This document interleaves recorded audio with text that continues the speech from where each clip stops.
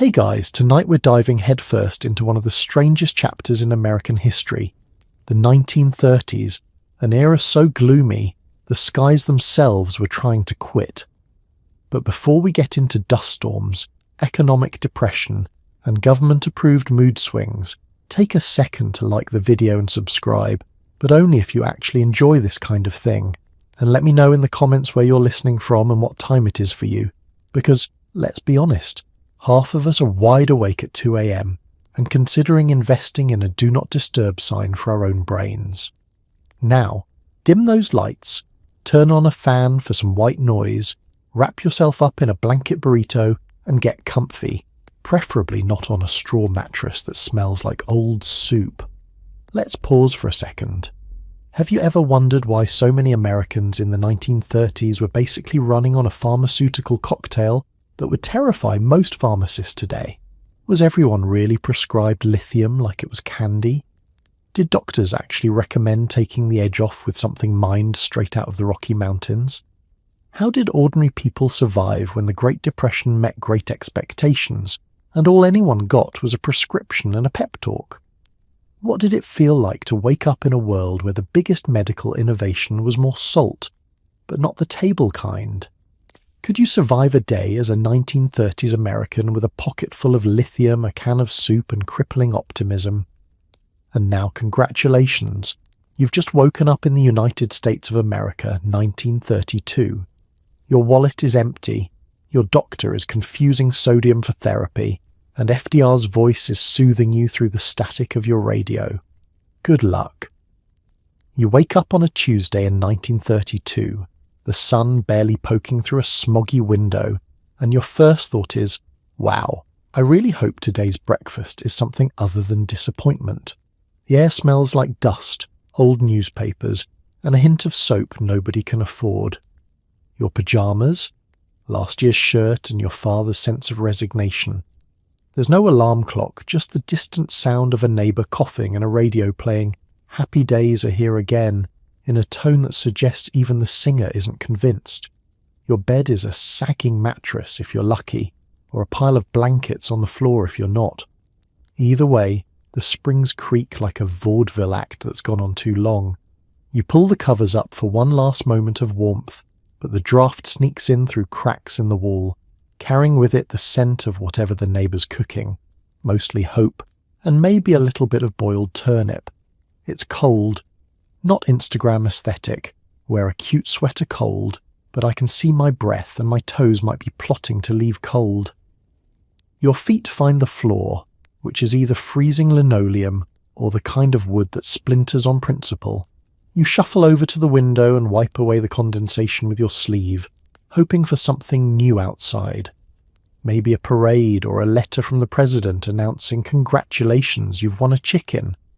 Instead, you get another parade of empty streets and a man chasing his own hat down Main Street, like he's auditioning for a silent film. The house is quiet in that 1930s way. No fridge humming, no phones pinging, just the sound of your mother sighing and someone stirring the world's slowest pot of oatmeal. Breakfast is a family affair, which is to say, everyone gathers in the kitchen to see if there's enough food for seconds. The kitchen table has seen better days and so have you, but everyone sits in their assigned spots. Dad at the head, Mum by the stove, siblings arranged in order of who whines the least about being hungry. You look down at your bowl, oatmeal again, greyish, lumpy, slightly gritty, with a splash of milk if the cow's been feeling generous, or a neighbour's feeling particularly bad about your luck. Sugar is a legend, like the Loch Ness Monster, and raisins are reserved for holidays and state funerals. Someone tries to lighten the mood with a joke, something about a banker, a boot, and a very small loan, but it's lost in the sound of chewing and the occasional cough. After breakfast, you get dressed for the day. This involves exactly one shirt, one pair of pants, and a sweater with holes big enough to qualify as additional windows. You wonder if the holes are fashionable yet. Probably not, but you console yourself by thinking you're just ahead of your time. Your shoes are hand-me-downs from your cousin who grew out of them, or more accurately escaped from them, and the laces are patched with whatever string wasn't needed to hold the kitchen chair together. Outside, the sky's low and grey, promising either rain, more dust, or a surprise visit from a relative who just needs a place to stay for a week.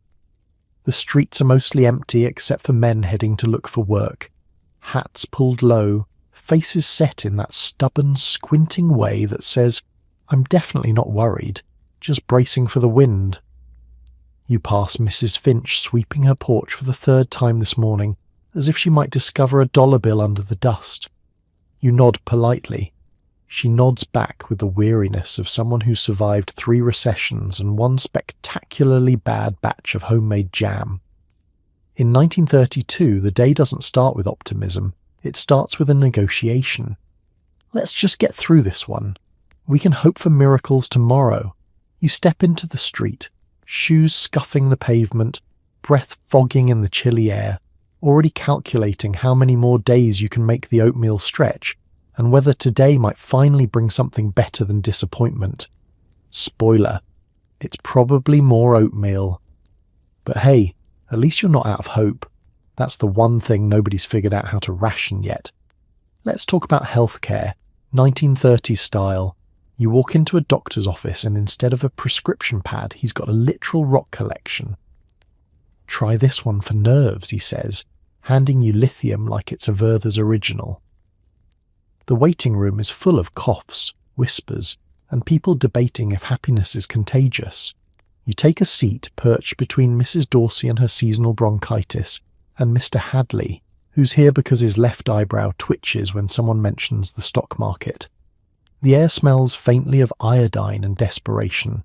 The nurse shuffles by with a tray of what look like prehistoric cough drops, clinking together in a chipped porcelain dish. There's a poster on the wall promising vitality for all, above an advertisement for canned beef, which is either a medical miracle or a subtle warning. Across from you, a young mother cradles her toddler, who's wearing a makeshift mask made out of a flour sack. "It's for the germs," she explains. But you suspect it's also for modesty. Kids in the 1930s aren't known for their restraint when it comes to sneezing. Someone coughs so hard you're tempted to scoot your chair into the next county. There is no privacy, just a lot of shared air. The receptionist finally calls your name and you walk into the doctor's office, which is only slightly more cheerful than the waiting room. There are 2 chairs, a battered desk, and a scale that looks like it last weighed the Liberty Bell. On the wall hangs a framed certificate, University of Almost Medicine, and a sepia photo of a mustachioed man holding an impressively large carrot. "My grandfather," the doctor says proudly, as if carrot holding is an important medical lineage. He looks you over with the weary expertise of a man who's seen 50 patients and 3 livestock already this morning. "How's your sleep?" he asks, though he's already rummaging through a drawer marked calmatives, assorted. You mention some stress, a bit of worry, maybe the urge to crawl under a blanket and never come out. The doctor nods, as if this is the most normal thing in the world, and produces a small bottle filled with chalky tablets and the vague promise of relief. He launches into a lecture about nerves, the plague of the modern era. In his opinion, the answer is minerals. Not vitamins, not therapy, just good, solid rocks. He shows you a pamphlet about the wonders of lithium, nature's own sedative, which according to the hand-drawn illustrations can cure everything from sleeplessness to the blues to unexplained feelings about the future. It's endorsed by 2 doctors and a man named Gus, who claims to have slept through the Wall Street crash. You take the bottle, one after breakfast, one before bed, and a third if you see any relatives from out of town, and thank the doctor. He adds, "Drink plenty of water," which you interpret as boil it first and pray. As you get up to leave, he offers you a free sample of cod liver oil for robustness. You decline. There are limits, even now. Back in the waiting room, people eye your little bottle with envy and suspicion. "Did he give you the strong stuff?" someone asks, "or just the regular?" You say you're not sure.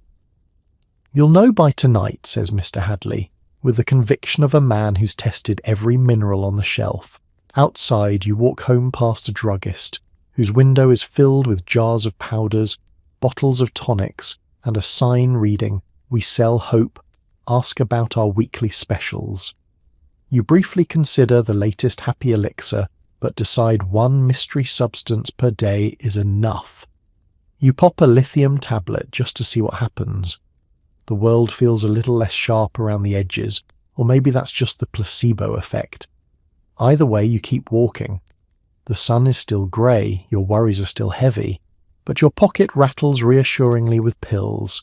Maybe, just maybe, happiness is contagious, or at least mildly sedated, and if you're lucky, the only side effect tonight will be the faint, salty taste of progress. Breakfast means oatmeal, sometimes with a little boot polish for flavour.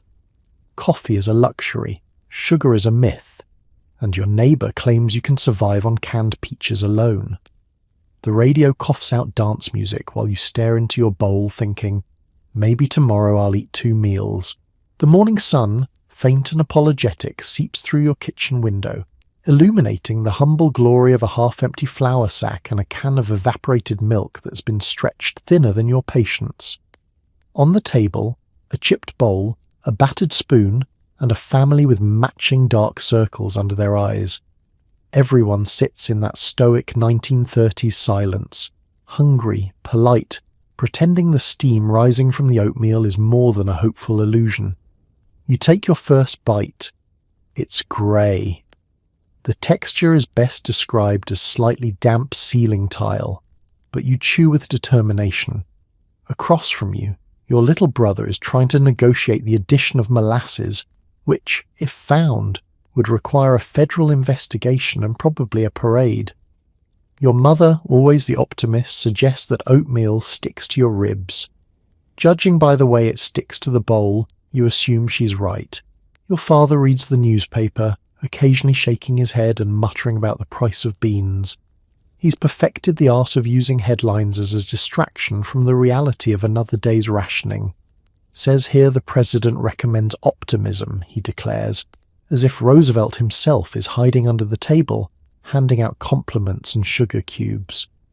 The radio, an ancient Philco with a personality, fills the air with static, big band jazz and the occasional government message about victory gardens and self-reliance. Between songs, an announcer claims this is the most important meal of the day, which feels more like a threat than advice. You eat another spoonful and wish the announcer would drop by and sample a bowl himself. Canned peaches, the stuff of legend, make their appearance maybe once a week. When the tin is opened, it's an event worthy of a toast. Your neighbour, Mrs. Riggs, swears by them, says she hasn't had a cold since switching to an all-peach diet. You're sceptical, but it beats chewing on oatmeal with the texture of wet rope. Sometimes you stare at the label long after the peaches are gone, just to remind yourself what colour looks like. There's talk of swapping food with neighbours, but trading is an art form. Last week your mother bartered half a sack of potatoes for 2 eggs and a half-hearted compliment. It's a delicate ecosystem. Too stingy and you're shunned. Too generous, and you'll be eating wallpaper paste by Friday. Every bite is an exercise in mindfulness, if only because there's so little to go around. You slow down, savour the blandness, and try to remember what toast used to taste like. Your father suggests adding a little salt, but the last of it was used up during last month's boiled mystery meat incident. The only seasoning left is a pinch of laughter and a healthy dose of denial. Outside, the world creaks awake. Neighbours trade greetings, chickens scratch in dusty yards, and somewhere someone is already hoping for rain or a job, or at the very least a second cup of coffee. You glance at the radio, hoping for a surprise contest where first prize is a loaf of bread. No such luck. The music keeps playing, cheerful and relentless, as if it can drown out the growling of your stomach. Still, you scrape the bowl clean, because waste is unthinkable. Your mother collects the dishes, humming softly, and assures everyone that tomorrow will be better. It's not a promise exactly, but it's the closest thing you'll get. You smile, thank her, and stand up to face the day, belly half full, optimism dangerously close to sarcasm, and a little more grateful than you were yesterday for a breakfast that didn't run away or fight back. After all, you tell yourself, oatmeal is just a blank canvas. All it needs is a little hope and maybe one day a splash of cream and a spoonful of real sugar. But for now, it's enough to simply have breakfast at all. It's time to look for work, which is a lot like looking for Atlantis. The city's full of men in threadbare suits, lining up for jobs that don't exist, holding signs that read, "Will work for food," or "Lithium," whichever's available. You straighten your only tie, which is more of a suggestion than an accessory, frayed at both ends, permanently wrinkled, and likely older than you are. You take a deep breath, step out the door, and immediately taste the morning, coal dust, frying onions, and the faint aroma of collective desperation.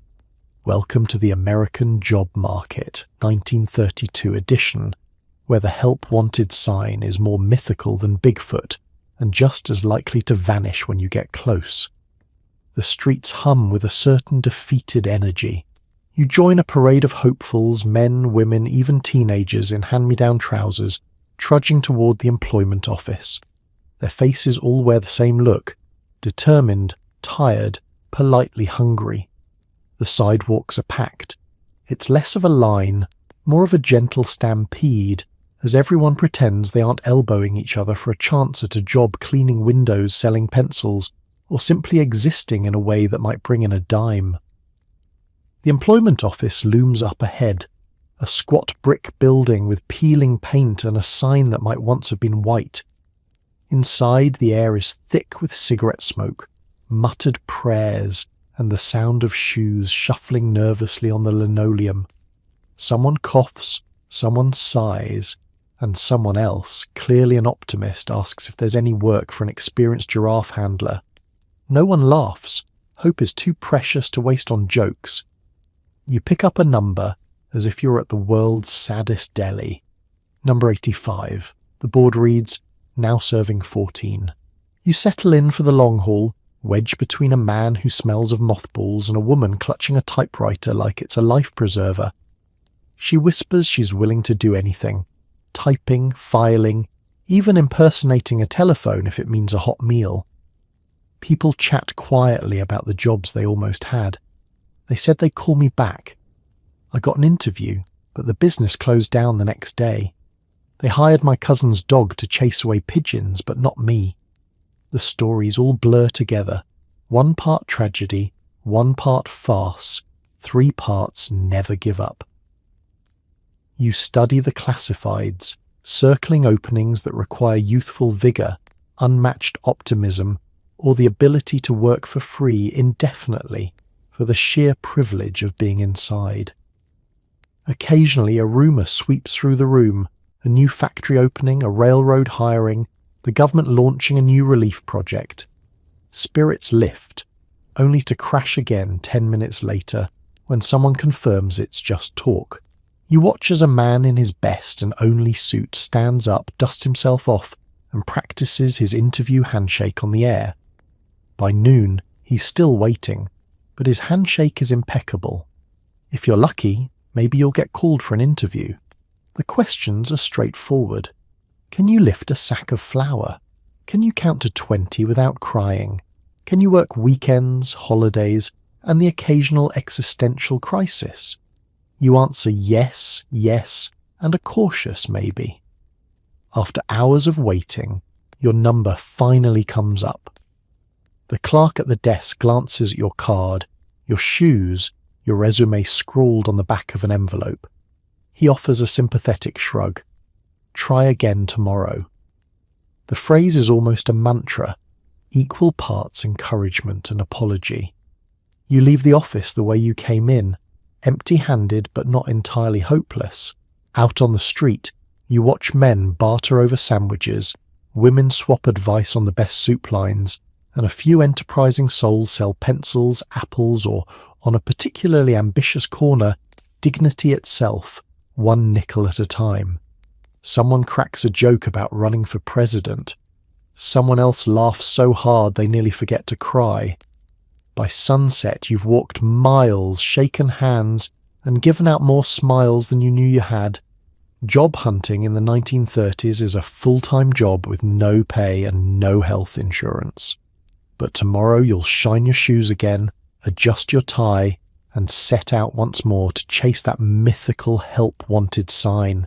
Because even in the hardest times, the search for purpose is the one job nobody can fire you from. And who knows, maybe tomorrow Atlantis will finally hire. Home life in the 1930s. Everyone's sharing a single bathroom, a single paycheck, and increasingly a single lithium bottle. Grandma says it's for her nerves, but you saw Dad sneak a pinch into his coffee last night. Family bonding means rationing, not hugging. It's 7 a.m., and the morning routine is less family sitcom and more military operation. The bathroom queue snakes down the hall, everyone clutching their rationed square of toilet paper like it's currency.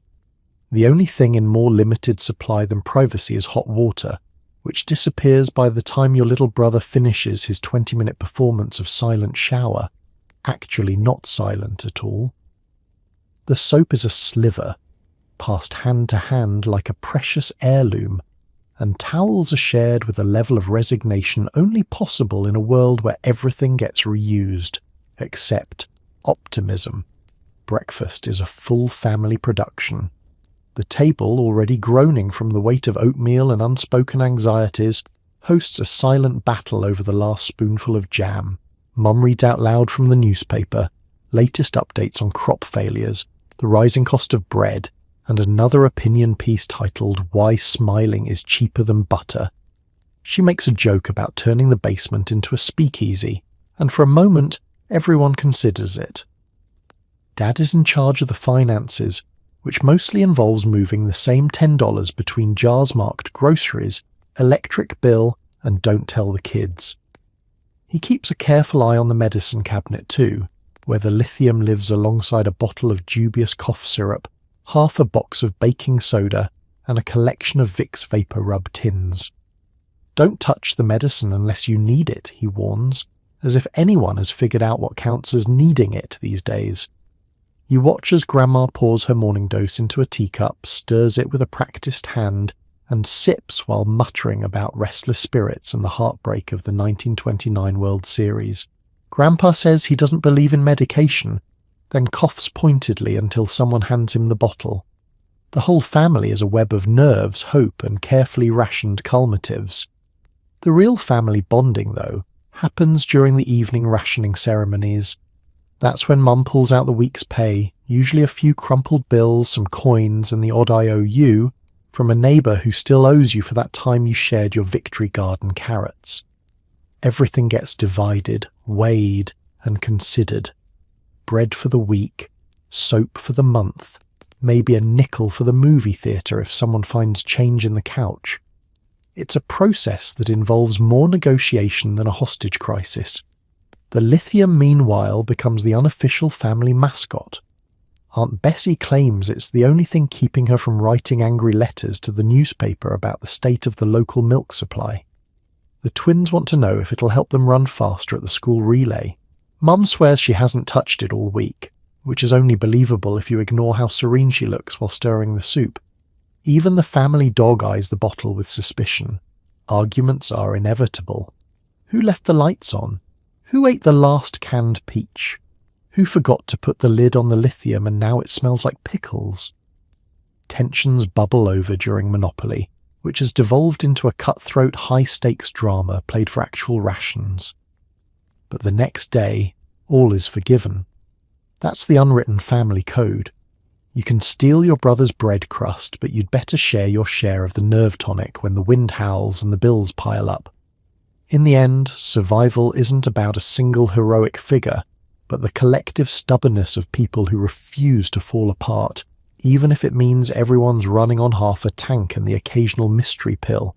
The world outside might be falling to pieces, but inside you're still together, still laughing, still making it work, one shared bottle and one impossible day at a time. Because in the 1930s, Family unity is measured not by hugs, but by how well you split the last biscuit and whether you remember who's next in line for the lithium, and that somehow is enough. You step outside and the air is 50% dust. It gets in your teeth, your hair, and occasionally your soup. Good for the complexion, says Aunt Ida, right before she coughs up a tumbleweed.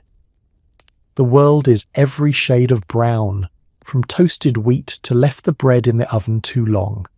The sun is barely visible, a pale coin smudged by swirling clouds of earth.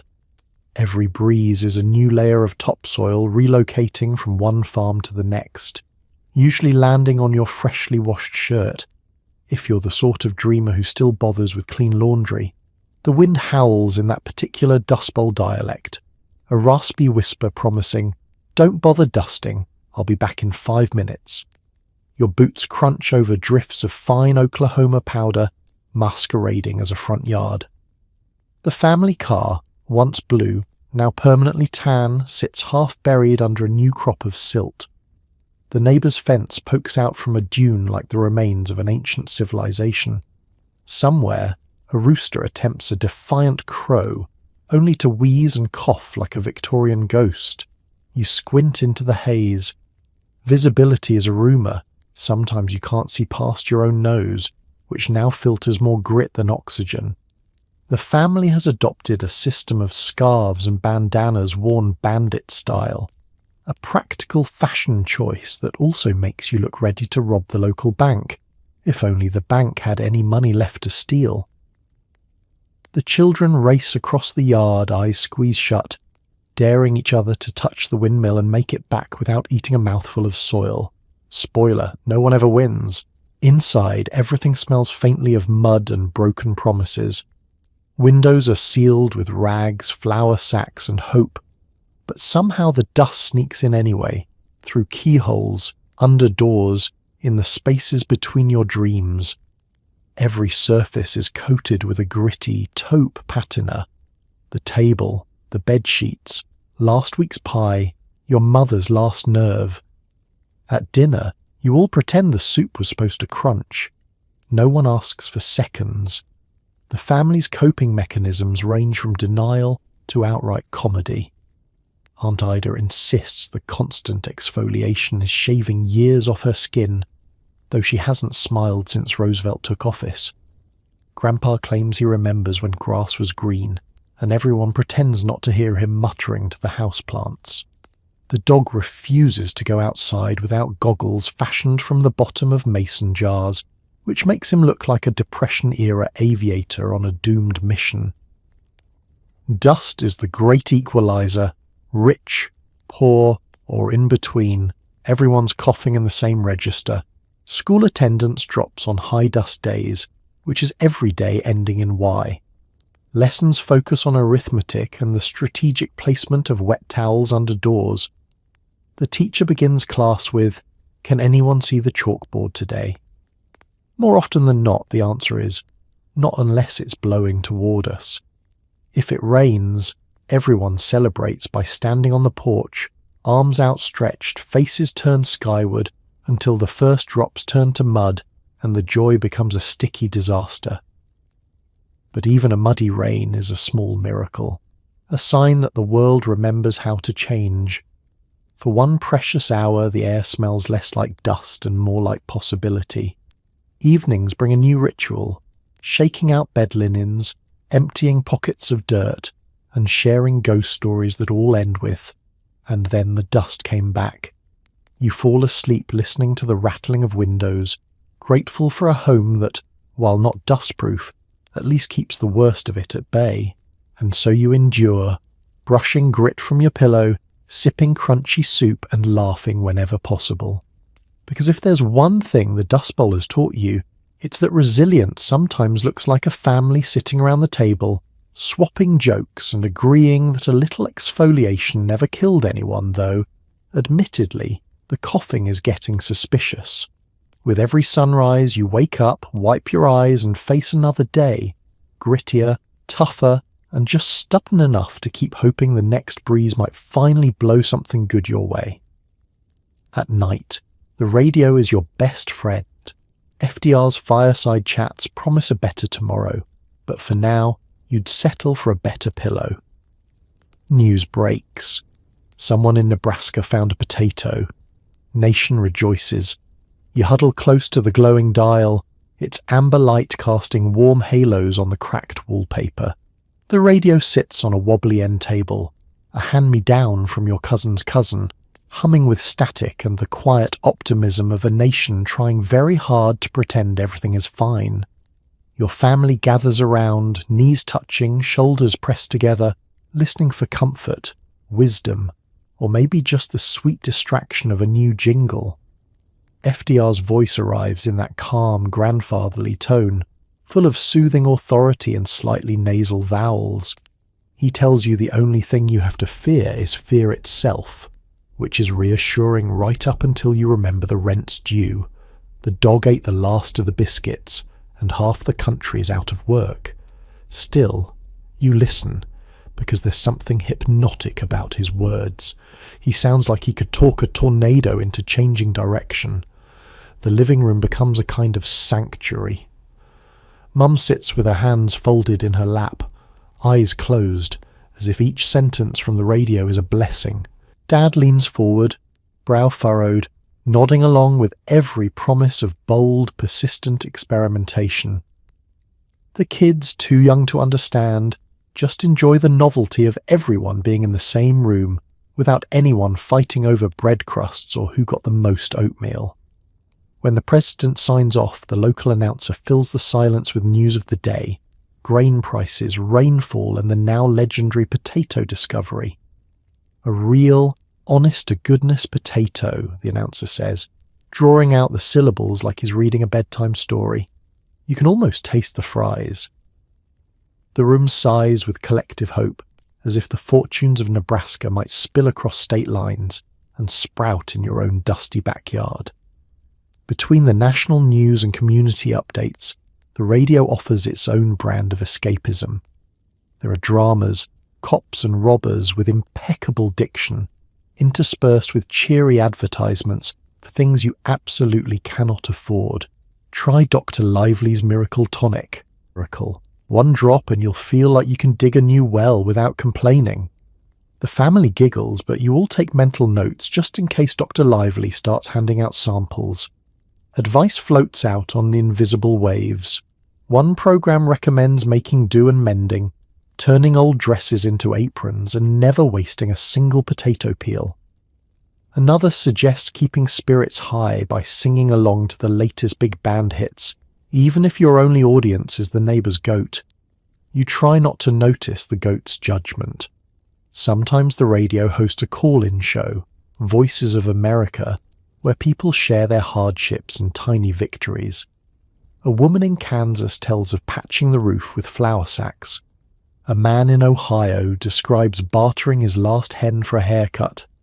The host responds with encouragement and vague promises that things are bound to improve, eventually. It's the sound of a nation collectively crossing its fingers. The radio is a source of comfort, but also a strange funhouse mirror of hope. You're never quite sure which news is real, and which is just wishful thinking broadcast at 500 kilowatts. Still, there's something magical about the ritual. Each night, as you listen to FDR's voice crackle through the speakers, you let yourself believe, if only for a moment, that tomorrow could be brighter, warmer, and a little less uncertain. As the last notes of the national anthem fade, Dad clicks off the radio, and the room grows quiet again. Outside, the wind rattles the windows, but inside you're left with the gentle afterglow of promises, potatoes, and the peculiar comfort that comes from being together, hoping out loud with the rest of the country. You pull your blanket up, close your eyes, and drift off. Not exactly worry-free, but with the echo of FDR's calm assurances lingering in your ears. In a world where hope sometimes feels in short supply, at least you've got the radio, and if you're lucky, tomorrow's news will bring another potato. Hunger is a group activity. You join a line of equally hungry souls, and by the time you reach the front, you're pretty sure the soup is just warm water with a motivational speech. It's got vitamins, the server says. You're unconvinced. The line stretches down the block and around the corner, a silent parade of rumbling stomachs and threadbare coats. You stand between Mr. Jenkins, who swears he once ate real stew in 1928, and Mrs. Kelly, who lists all the ways you can cook a potato, if you can find one.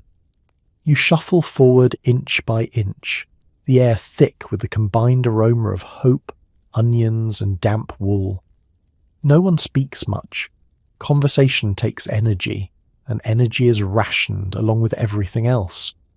Now and then, a child giggles or someone tells a joke, usually about soup. What's the secret ingredient today? Guess. The answer is always the same. Disappointment, with a dash of salt if you're lucky. Some people bring their own spoons, polished from use. Others clutch battered tin cups, relics of better days, engraved with initials or world's best dad from a Christmas that feels like ancient history. As you near the entrance, the smell intensifies. Not hearty, not meaty, just hot. It's the smell of boiling possibility, or perhaps just the radiator. The door creaks open, and a volunteer with kind eyes and flour-dusted sleeves greets you. Step right up. Plenty for all, she chirps, ladling the soup with a flourish practiced in hopefulness. You glance into your bowl. The liquid is translucent with 3 floating peas and something that may once have been a carrot. There's a stray noodle in there playing hard to get. Lots of vitamins, the server insists, smiling too brightly. You nod because you both know the real recipe is 1 part leftovers, 2 parts water, and a generous scoop of optimism. The bread on offer is more crouton than loaf, but it's still warm, and that counts for something. You take your tray to a wobbly table already crowded with elbows and quiet conversation. The room is a mosaic of stories, families hunched together, old men swapping tales, mothers coaxing laughter from tired children. The soup is thin but hot, and the ritual of eating together fills a different kind of hunger. You listen as a veteran reminisces about army chow, declaring it superior only because it came with a side of certainty. Someone else dreams aloud of roast chicken, stuffing and pies. For a moment, everyone at the table closes their eyes and lets the memory do the cooking. Occasionally the mood lifts. Maybe the radio in the corner plays a swing tune, or someone starts a game of soup bingo. The winner is whoever finds the most vegetables in their bowl. A little girl shares a secret. If you blow on the soup and close your eyes, it tastes like Sunday dinner. You try it, and for a moment it almost works. Some regulars are self-appointed experts on soup kitchen etiquette. Always say thank you, even if you're not sure what you're thanking them for. Never complain about the salt. Someone might be saving it for tomorrow. The line between guest and volunteer blurs. Everyone pitches in, scraping bowls, mopping floors, sharing the news about a rumoured shipment of real beans coming next week. As you finish your meal, a sense of camaraderie settles over the room. Hunger might have brought you all together, but stubbornness and a pinch of humour keep you going. Outside, the line grows longer as the sun sets, but inside, for just a little while, there's warmth, shared stories, and the faint, ridiculous hope that next time, the soup might actually taste like something. You set your bowl down, thank the volunteers, and rejoin the world, your stomach only half full but your spirit a little less empty. After all, in a depression, even the thinnest soup tastes better when there's someone to share it with. And tomorrow, maybe, just maybe, they'll find the beans. Having a bad day? Don't worry, there's a pill for that. It's mostly salt, possibly radioactive, and definitely not approved by the FDA, because the FDA doesn't exist yet. You're told to think positive and avoid strong emotions. You wake up already anxious, and that's before you remember you've got to find work, feed the family, and keep the dust from infiltrating your soul. Your neighbour, Mrs. Briggs, swears by her calming salts, a combination of lithium, chamomile, and, judging by the smell, last summer's mothballs. She presses a cloudy vial into your hand and says, "Take 1, or 3. You'll feel almost normal in no time." You wonder if normal is supposed to mean numb. The family's approach to mental health is best described as keep calm and try not to make eye contact with your feelings. If you look a little gloomy, someone hands you a cup of strong tea and a pep talk. Grandpa says worry is for city folks, then spends the afternoon mumbling about Hoover while sorting his lucky buttons. Mum offers the 1930s cure-all: hard work. Nothing like mopping the kitchen floor to scrub away your troubles, she claims, wielding her mop like a weapon against despair. Down the block, the community is full of amateur therapists.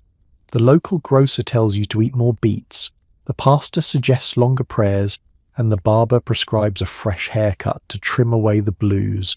Everyone has a remedy, and not one of them is peer-reviewed.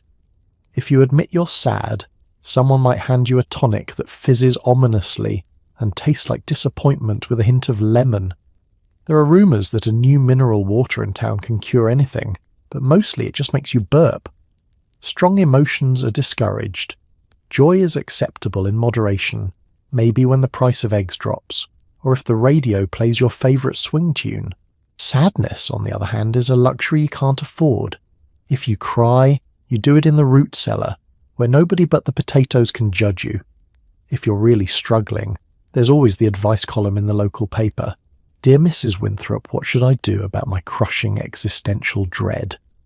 The answer is inevitably a brisk walk and counting your blessings, which you suspect is code for stop whining.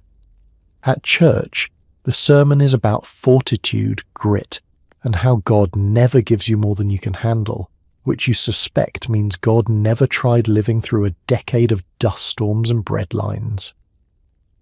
The congregation nods in weary agreement. You squeeze into a pew and silently pray for peace, or at least a decent night's sleep. Meanwhile, the children's Sunday school lesson is on smiling through adversity, demonstrated by a teacher whose left eye twitches every time someone mentions the bank. There are some actual doctors, but even they are a mixed blessing. The town physician will give you a once-over, tap your knees, and declare you just a bit run down. His prescription? Take the air, rest a while, and try this new pill. The bottle says soothing salts. You're not sure if they're meant to be swallowed, sniffed, or sprinkled on supper. Desperation, however, breeds curiosity. When the anxiety gets too loud, the radio comes to the rescue. FDR's calm voice floats through the static, promising better days ahead and gently urging the nation not to panic. It almost works, at least until the news breaks in with another dust storm or factory closure. Still, there's a strange comfort in the ritual. The sound of the dial, the warmth of the tubes, and the feeling that, somewhere out there, everyone is just trying their best to keep it together. So you try not to panic. You swallow your pill, count your blessings, and add a few more prayers to the pile. Mental health in the 1930s isn't about healing. It's about holding on one shaky day at a time with hope, humour, and maybe a little lithium, just to take the edge off. A man with a suitcase knocks at your door selling a miracle cure. Nervous, anxious, broke? He asks. Try lithium. It's cheaper than hope and comes with a free pamphlet on how to smile during bankruptcy. His smile is dazzling, slightly unsettling, and deeply practiced. A salesman's grin honed on years of knocking, cajoling, and occasionally outrunning angry dogs. He wears a suit that's seen better decades, shiny at the elbows and possibly held together by pure confidence. He flips open his battered suitcase like a magician about to reveal a rabbit. But instead of rabbits, there are rows of bottles, tonics, powders, ointments, and one suspicious jar labelled Guaranteed Peace of Mind, now with extra sedative. You step onto the porch, shading your eyes against the glare of the sun and his optimism. He launches into his pitch, voice rolling like the radio announcers you half trust. Do you find yourself awake at night staring at the ceiling, counting unpaid bills instead of sheep?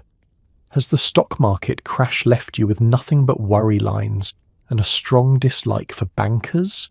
Friend, you're not alone. I have the solution. He brandishes a vial of lithium salts with a flourish, worthy of a Broadway stage.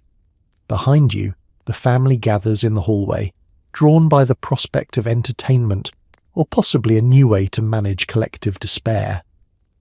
The dog barks, Grandma whispers. Maybe he's selling coffee, and your little brother tugs at your sleeve, eyes wide at the promise of anything labelled miracle. The salesman's pitch includes testimonials. Just listen to what Miss Edna of Topeka has to say. She hasn't worried about the future since 1929. And the kind of bold claims that make you wonder if he moonlights as a weather forecaster. My lithium tonic will soothe your nerves, ease your mind, and maybe, just maybe, make you forget about the price of eggs. The fine print, if there were any, would probably read, results may vary. Side effects include mild euphoria, excessive optimism, and a lingering sense of confusion. He's not just hawking nerve tonics. Out comes a glossy pamphlet advertising investment properties just outside California, where the soil is rich and the air is fresher than a banker's alibi. He assures you that for only $5 down, you too can own a plot of land that is definitely not underwater, on fire, or a figment of his imagination. The map he produces is colourful and suspiciously vague, with the words "Future Prosperity" written across the top in handwriting that looks like his own. Mum asks, "Do you accept barter?" Dad wants to know if the real estate comes with a job. The salesman never breaks stride. For you, my friends, anything is possible. And with each purchase, you get a complimentary bottle of my finest calming elixir, double strength, for those days when the dust blows sideways. There's something comforting about the ritual, even as you know you're being sold hope in a bottle and a plot of land that may or may not exist. The neighbours peek through their curtains, trying to decide if they should invest, or if last time's revitalising cod liver oil was enough snake oil for one season. After 20 minutes, the salesman wraps up with a special offer. Buy today, and I'll throw in this pamphlet, How to Smile During Bankruptcy, absolutely free. He places the booklet gently in your hand, and for a moment you marvel at the sheer audacity of optimism. Grandma reads the first line out loud. Chapter 1. If you can't be rich, at least be well rested. You all laugh, because what else can you do? He tips his hat, pockets your last spare nickel, and disappears down the road. Suitcase rattling, promises swirling in the dust behind him. The family waves, not sure whether to feel lighter or just slightly more gullible. The dog finds the pamphlet, chews it thoughtfully, and seems calmer already. As the sun sets and you count your change, you realise you've just bought a miracle cure for 5 cents, a small price to pay for a little hope, even if it comes with side effects. And as for the real estate, well, you'll always have the map. Sometimes in the 1930s that's enough. You squeeze into a pew between neighbours, and the sermons about patience, virtue, and why God might be punishing everyone with drought and despair. Afterward, the pastor hands out healing salts and a side of unsolicited advice. Church on Sunday in the 1930s is less of a spiritual spa day and more of a weekly group therapy session. If therapy involved a lot more fire and brimstone and slightly fewer soothing couches. Everyone arrives dressed in their best, which is just a nice way of saying the clothes least recently patched. Hats are dusted, shoes are buffed, and each person carries that special expression of hope and hunger, as if God might be handing out sandwiches along with salvation. The building itself is tired but defiant, wooden beams creaking with the weight of both the congregation and 1,000 whispered prayers. The stained glass glows weakly, less because of divine radiance, and more because someone finally wiped off last week's dust storm. You squeeze into your usual spot, wedged between Mrs. Wilkins, who hums off-key and prays for her husband to stop snoring, and Mr. Davis, who brings his own seat cushion and will not stop bragging about it. The air is heavy with the scent of lilies, floor polish, and a faint undertone of anxiety. The organ wheezes to life, bravely tackling bringing in the sheaves, while the choir does their best with what they've got. One soprano, two tenors, and a baritone who only sings when the spirit moves him, which is rarely. Still, the music fills the church, mixing with the sounds of babies fussing and the occasional creak of an old pew adjusting to another long sermon. Today's sermon is a greatest hits collection. Patience, endurance, why everyone's crops are failing, and whether rain dances or novenas are more effective. The pastor has that rare ability to comfort and guilt trip in the same breath. If we all dig a little deeper, pray a little harder, maybe God will send rain and lower the price of beans. He lists biblical examples: Job's suffering, Noah's rain, bit of a sore spot, Moses in the desert, each story received with polite nods and the sound of stomachs quietly growling. Every head bows as the pastor asks for divine intervention, rain for the fields, peace for anxious minds, and forgiveness for whatever Mrs. Green did with her canned tomatoes last year. You steal a glance at your neighbours. Everyone is concentrating so hard on looking grateful that you're almost convinced they've forgotten about the hole in the church roof, or the fact that nobody's eaten chicken in months. After the closing hymn, the real business begins. The pastor stands at the exit offering healing salts, a mysterious powder in tiny envelopes, with one hand and free advice with the other. Sprinkle this in your bath, or your soup, or your pockets, wherever the Spirit leads you, he says. He blesses babies, pets a stray dog, and assures Mrs. Wilkins that yes, God hears even off-key humming. As you shuffle out, you overhear snippets of conversation. Did you hear? The Browns might be moving to California. They say there's work out there. My cousin's in the hospital again. Nerves, you know. Don't trust the new batch of healing salts. Last time my cat sneezed for a week. There's a sense of camaraderie, the kind that only grows when everyone's misfortune is weathered together, with just enough hope to last until next Sunday. Back home, you carefully set your envelope of salts on the mantel, next to last week's, and a postcard from Aunt Edna claiming the rain in Oregon tastes like lemons.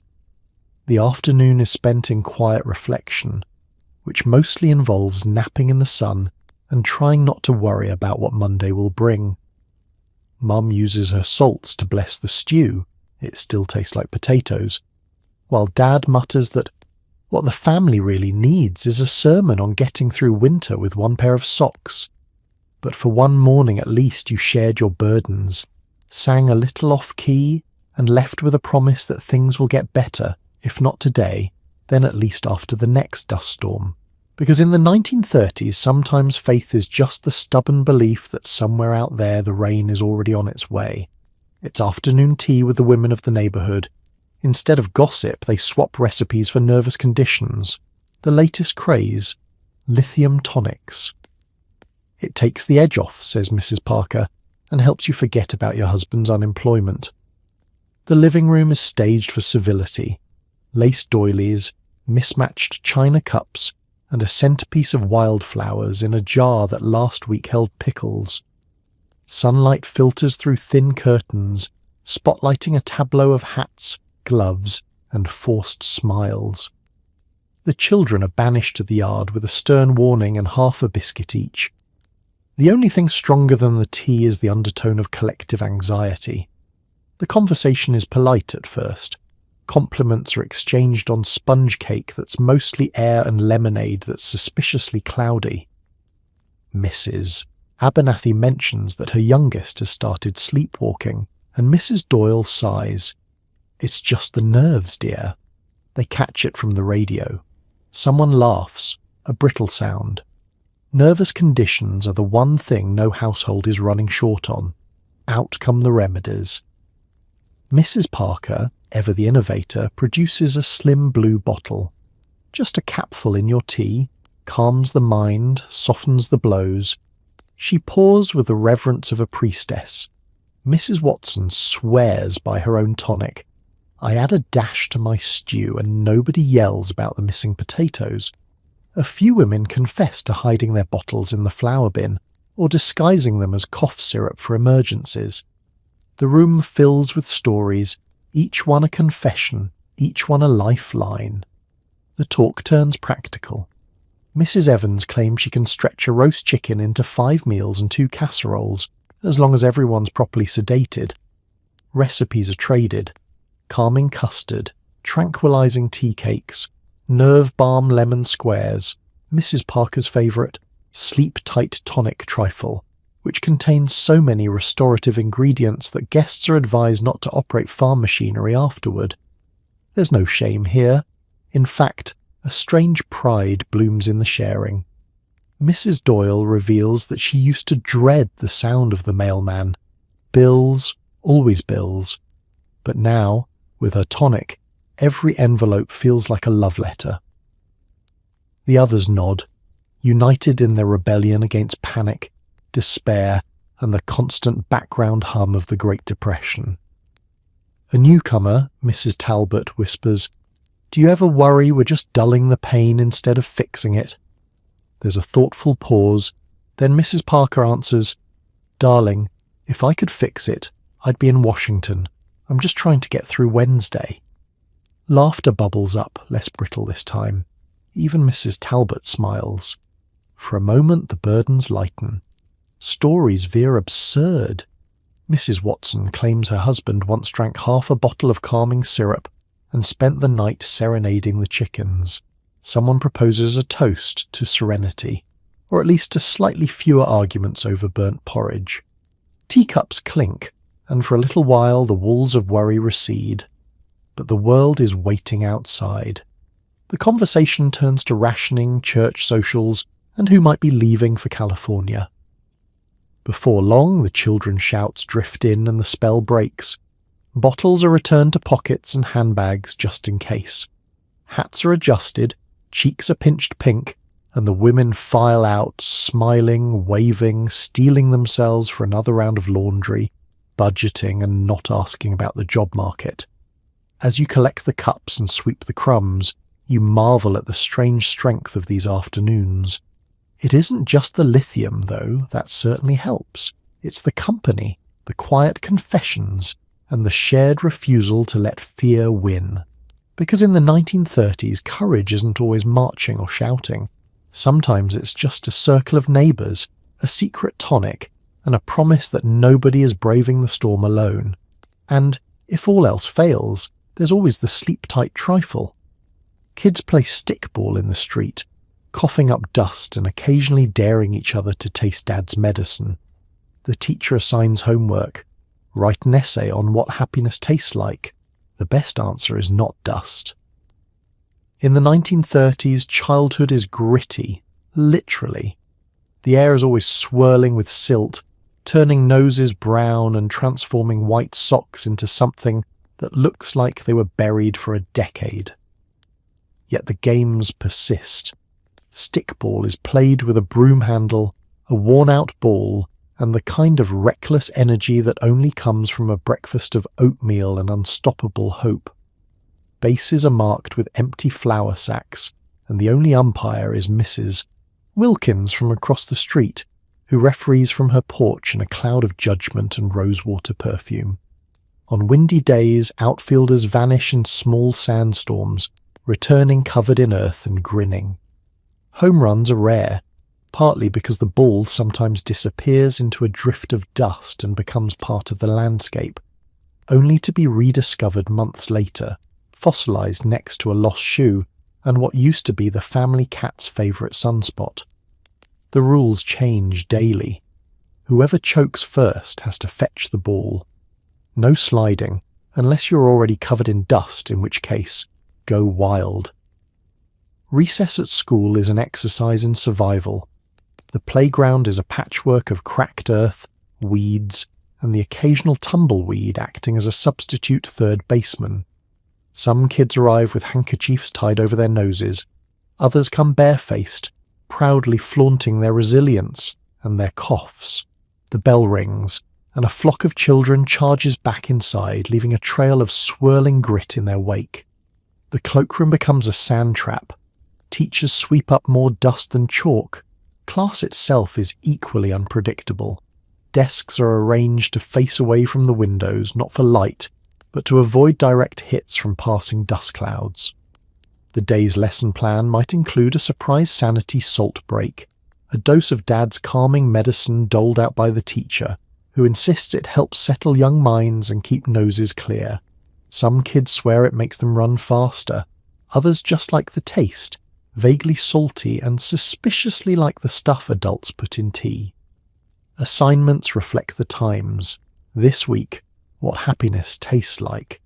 Essays range from Mum's peach preserves, last seen in 1930, to anything that isn't dirt.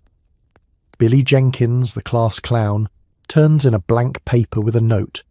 "We'll fill in when we get rain." The teacher, to her credit, awards him partial credit for honesty. After school, kids invent new games. Who can find the shiniest penny in the dust? Which cloud looks most like a steak? On especially gusty afternoons, the challenge is simply making it home with both shoes and at least half of your lunch. The bravest among them dare each other to taste the family's medicine, carefully pilfered from kitchen cabinets. A quick pinch on the tongue, a face screwed up in surprise, and a round of dares. Bet you won't do it twice. Nobody ever does. Despite the grit and the hardship, childhood goes on, improvised, noisy, and occasionally profound. In the evenings, kids gather on stoops and steps, trading stories about the time they saw a real banana, or the legendary pie their grandma once made when eggs were still a thing. Laughter echoes down the street, sometimes turning to coughing, always returning to laughter. Bedtime brings its own rituals, shaking out sheets, counting the day's scrapes, and making solemn vows to never eat dust again. Yet, each morning the games begin anew, a testament to the stubborn hope of children who measure happiness not in what they lack, but in every dusty, sunburned moment they claim for their own. Because in the 1930s, happiness isn't just an essay topic. It's the taste of resilience, the sound of laughter in a dust storm, and the secret knowledge that tomorrow the ball might actually make it to second base. Public transit is packed, mostly with people reading newspapers and silently despairing. The only seats available are next to the guy humming "Brother, Can You Spare a Dime" for the 6th time in a row. You climb aboard the streetcar at the crack of dawn, fighting for a toehold on the platform between a man carrying 3 chickens and a woman balancing an umbrella, a newspaper, and the unmistakable aura of someone who has not slept since 1929. The conductor's cap is askew, his eyes have seen things, and his pocket is stuffed with transfers, each one a tiny paper talisman against the chaos of the day. The bell clangs, the streetcar lurches forward, and everyone sways in unison, strangers bound together by gravity, circumstance, and the universal hope that the next stop isn't theirs. The air inside is heavy with the perfume of damp wool, coal smoke, and the faint scent of boiled cabbage. Seats are at a premium. Legend has it someone once found 2 together, but that was in the roaring 20s and nobody believes in miracles anymore. You scan for an open spot, but all that's left is beside the man who's been humming that song since Cleveland, or sandwiched between the Ladies' Temperance League and a man cradling a bag of mystery produce. You opt to stand, wedged between a stranger's elbow and the door, practicing your balance and your ability to hold your breath for 30-second intervals. The crowd is a symphony of resignation. Most people bury their faces in newspapers, their headlines blaring stories of strikes, layoffs, and the occasional chicken rescued from drainpipe. Every so often someone sighs so deeply it seems to draw all the warmth from the car. The fellow with the bag of onions sniffs, not because of the onions, but because hope is in short supply and the onions are cheaper than tears. The newsboy hops on at each stop, Bellowing the day's headlines, he's 12 and already has a mortgage on his optimism. It isn't long before the streetcar hits a standstill.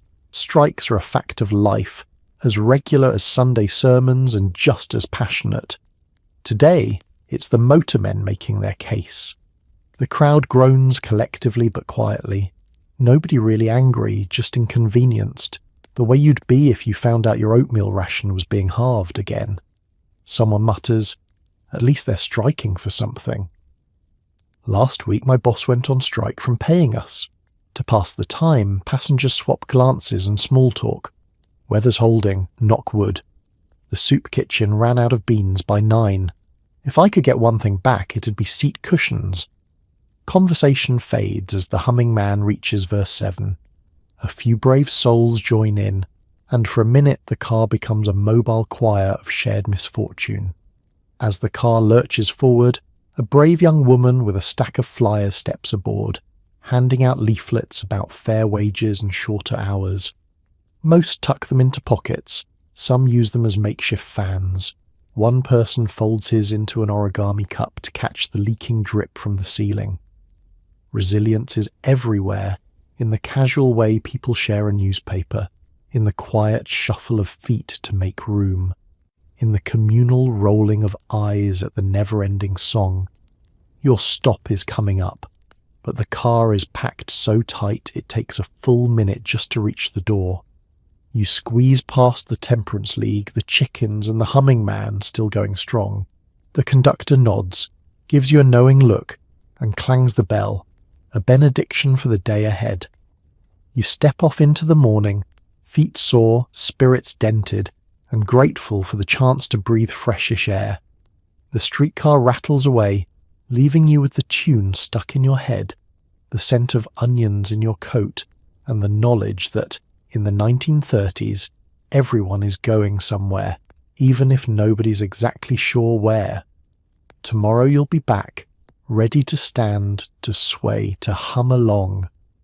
Because in a city full of strikes and standing room-only rides, just getting from one end of the day to the other is a small victory worth singing about. Your cousin visits the city hospital for nerves. The doctor suggests electricity, baths, or more lithium. You wonder if next week's treatment will involve leeches or just staring longingly at a loaf of bread. The hospital is a monument to well-intentioned chaos. Echoing hallways, white walls, and nurses who can diagnose a broken heart at 20 paces. The waiting room is full of people clutching their ailments, aching joints, jumpy legs, worries that start in the head and work their way down to the feet.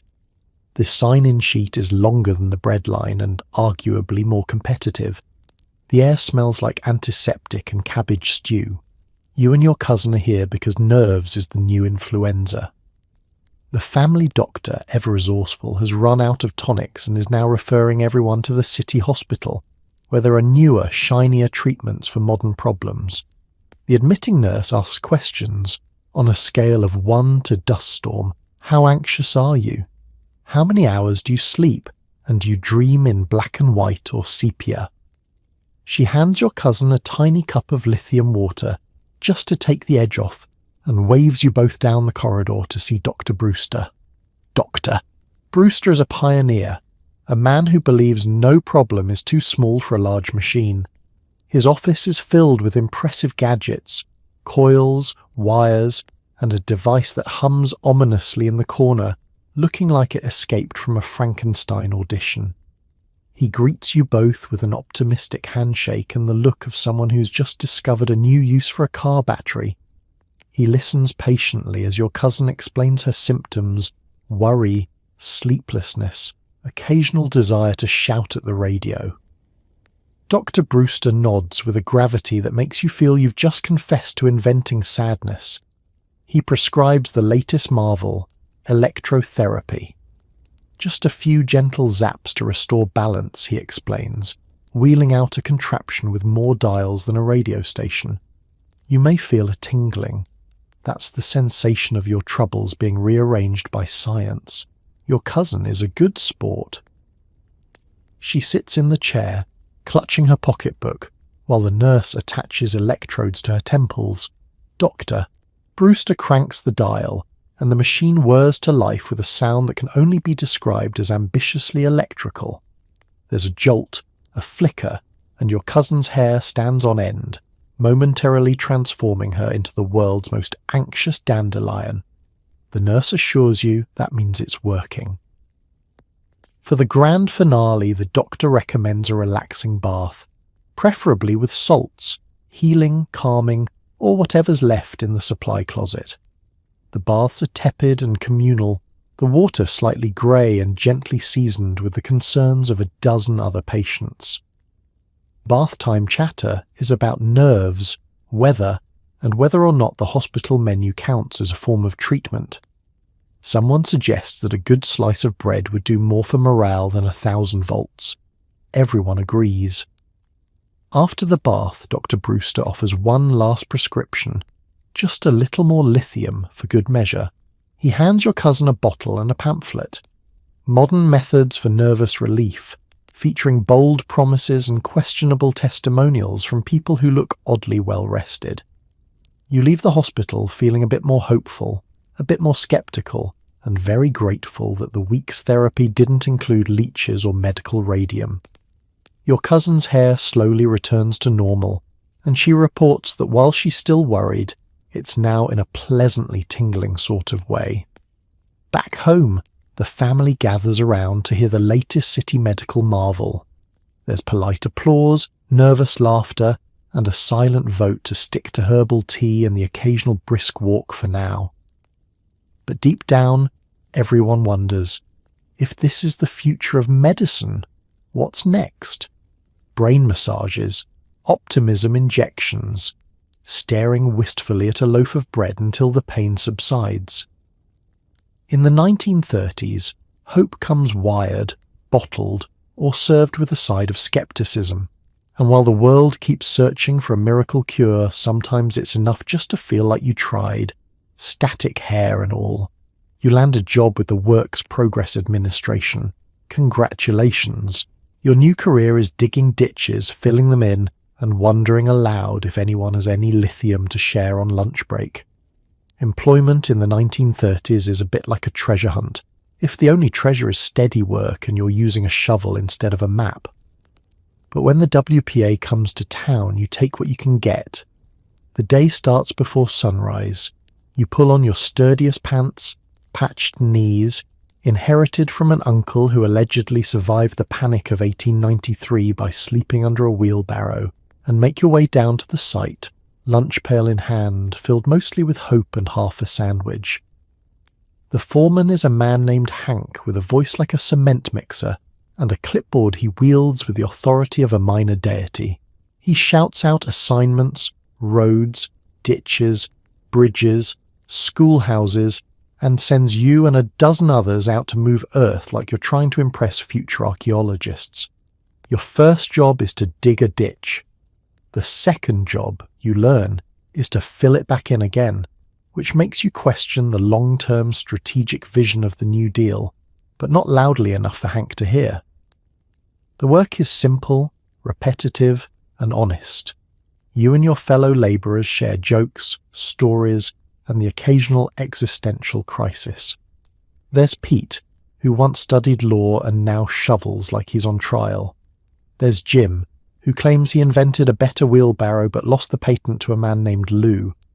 Conversations drift from politics to recipes to rumours of a WPA mural in the next county featuring actual colour. Every so often someone asks, "What do you think this ditch is for?" And the answer is always, job security. At lunch, everyone collapses under the nearest patch of shade, hats tilted low and hands wrapped around tin mugs of coffee that taste suspiciously like boiled socks. Lunches are exchanged, stories are swapped, and yes, lithium is passed around like a secret handshake. The stuff isn't fancy, usually a tablet pressed between bites of sandwich, but it smooths out the bumps in the workday, or at least makes the sandwiches taste a bit more interesting. Works wonders for the nerves, Pete insists, though it hasn't done much for his shoveling technique. The WPA isn't just about ditches. Some days you paint fences, haul bricks, plant trees, or, if you're unlucky, spend 8 hours moving rocks from one side of a field to the other, only to be told tomorrow you'll be moving them back. The supervisors call it flexibility. You call it endless cardio.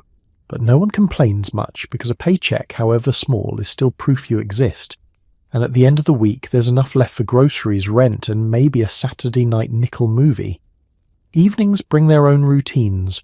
Washing dirt from under your nails, explaining to the family why your socks are 3 shades darker than this morning, and counting blisters like they're badges of honour. The radio offers a recap of WPA triumphs. New schools, post offices, a bridge nobody really needed but everyone's oddly proud of. You listen, tired but satisfied, and imagine your small mark on the map, one straight, freshly filled in line at a time. Sometimes you wonder what the point of all this shoveling is, if, decades from now, people will look at your handiwork and say, wow, what a nicely dug, completely unnecessary hole. But then you remember, this isn't just about infrastructure. It's about survival, dignity, and hope. The knowledge that even if you're digging the same ditch every day, you're doing it alongside others, for a paycheck that means your family eats and your pride stays mostly intact. So tomorrow, you'll show up, grab your shovel, and ask if anyone's got extra lithium. Because in the 1930s, building America sometimes means building yourself. One ditch, one brick, one oddly therapeutic tablet at a time. The family piles into a car held together by string and prayers. Destination, California. The radio says there are jobs out there. Spoiler, there are not. You eat canned beans and consider becoming a Hollywood starlet after all. Everyone in California seems to be selling something. The journey begins before sunrise. Your father insists on beating the heat, but you suspect it's more about outrunning the landlord. The car, a faded Model A with more personality than horsepower, creaks and groans as you load in everything the family owns: patched suitcases, a coffee pot, Grandma's lucky rocking chair, and a collection of hand-me-down dreams. The engine coughs, the tyres sigh, and as you roll down the drive, the neighbour waves from his porch shouting, "Bring me back a grape." You promise, knowing there's a better chance you'll find a golden ticket in your next can of beans. As miles unspool behind you, the landscape shifts from dust-choked plains to the long, endless horizon of the American highway. Your siblings jostle in the back seat, arguing over the last peppermint and counting tumbleweeds for entertainment. The windows are rolled down, partly for the breeze, mostly because they don't roll up anymore. The wind whips through your hair, carrying with it the sense of hope, sweat, and whatever's fermenting in the picnic basket. Meals are a study in creative rationing. Canned beans for breakfast, lunch, and dinner, each meal distinguished by the amount of dust that sneaks into the can. Occasionally you splurge on a government-issued tin of fortified salt, which tastes like ambition and faintly of shoe leather. Your mother invents recipes as you go: bean surprise, bean casserole, and the ever-popular salted beans. It's a culinary adventure, if your idea of adventure involves low expectations and high sodium. You pass through towns with names like Hope, Faith, and Dry Gulch. Gas stations are few and far between, and the restrooms are mostly theoretical. Each time the car rattles over a pothole, the entire family holds its breath, praying the bumper stays attached and the radiator doesn't explode. When the engine gets too hot, you pull over and pour in water, or in emergencies, the last of the tea. The car, like the family, is mostly running on stubbornness. Nights are spent in roadside camps, surrounded by other families all chasing the same rumour of California's golden promise. The stars overhead are sharp and bright, and for a few moments, lying on a threadbare blanket, you let yourself imagine the ocean, jobs and fruit trees heavy with everything you can't have. Around the campfire, adults swap stories about the land of plenty, orange groves stretching to the horizon, movie studios scouting for extras, and jobs as far as the eye can see. Children listen wide-eyed, scraping together enough hope to dream. Finally, you crest the last hill and see California laid out below. Green fields, sunlit valleys, and the faint outline of palm trees. The radio buzzes with good news, harvests, Hollywood, and a climate where it never rains but always shines. Spirits lift as you roll past fields of grapes and roadside stands selling baskets of produce for less than a dime. You pull into a camp outside Fresno, tired but giddy. The truth comes quickly. Jobs are scarce, the fields are full, and the picker's line is already longer than your car. Still, the family holds tight, working odd jobs, selling trinkets, and bartering for groceries. You briefly consider auditioning for a movie, but realise the closest you'll get to stardom is watching a newsreel at the local theatre. Still, there's something bright about the California sun, something resilient in the laughter that rises over canned beans and salted hope. In the end, it's not the jobs or the grapes that keep you going. It's the grit, the dreams, and the unshakable belief that tomorrow just might bring the break you've been driving toward, one dusty mile at a time. For just $3, you can order a year's supply of mood-stabilizing miracle minerals. The fine print says results may vary. You read the testimonials while chewing a piece of dry toast. The catalogue arrives with the Morning Post, a glossy promise in a world of grey. It's thinner than last year but twice as optimistic. Its cover featuring a smiling couple who almost certainly never lived through a dust storm. Everything you need for a better life, delivered right to your doorstep, it declares. In a house where the highlight of last week was finding a raisin in your oatmeal, the prospect of mail-order happiness is almost as thrilling as Christmas. You flip through the pages while the family finishes breakfast, crumbs scattering across the kitchen table. There are shoes that claim to cure corns, radios that pick up stations from coast to coast, as long as the coast is your neighbour's porch, and most enticingly, mood-stabilizing miracle minerals, available for just $3, or one cow and a personal reference from your pastor. The ad copy is relentless. Feel calm, sleep soundly, laugh again. Beneath this, a small print warning: product not responsible for lack of laughter, sleep, or general joy. Consult a neighbour if symptoms persist. Next to the price, you find a parade of testimonials. Mrs. Waverley from Kansas says, "I haven't worried about my chicken since my first dose." Mr. Thompson writes, "My wife says I'm almost pleasant at breakfast." You wonder if Mr. Thompson's wife is for sale. You fill out the order form with the kind of careful penmanship reserved for cheques and ransom notes. The postman knows you by name and nods as you hand over the letter.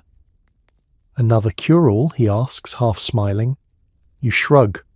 "Worth a try," you say, thinking of all the ailments in the house, restless nights, jittery nerves, the creeping suspicion that the 1930s might last forever. Weeks pass, as they do. The package arrives in a battered box, padded with old newspaper and the unmistakable whiff of false hope.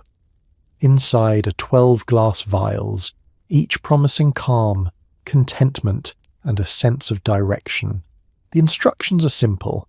Dissolve one tablet in water every morning and repeat a positive affirmation, preferably not while listening to the radio.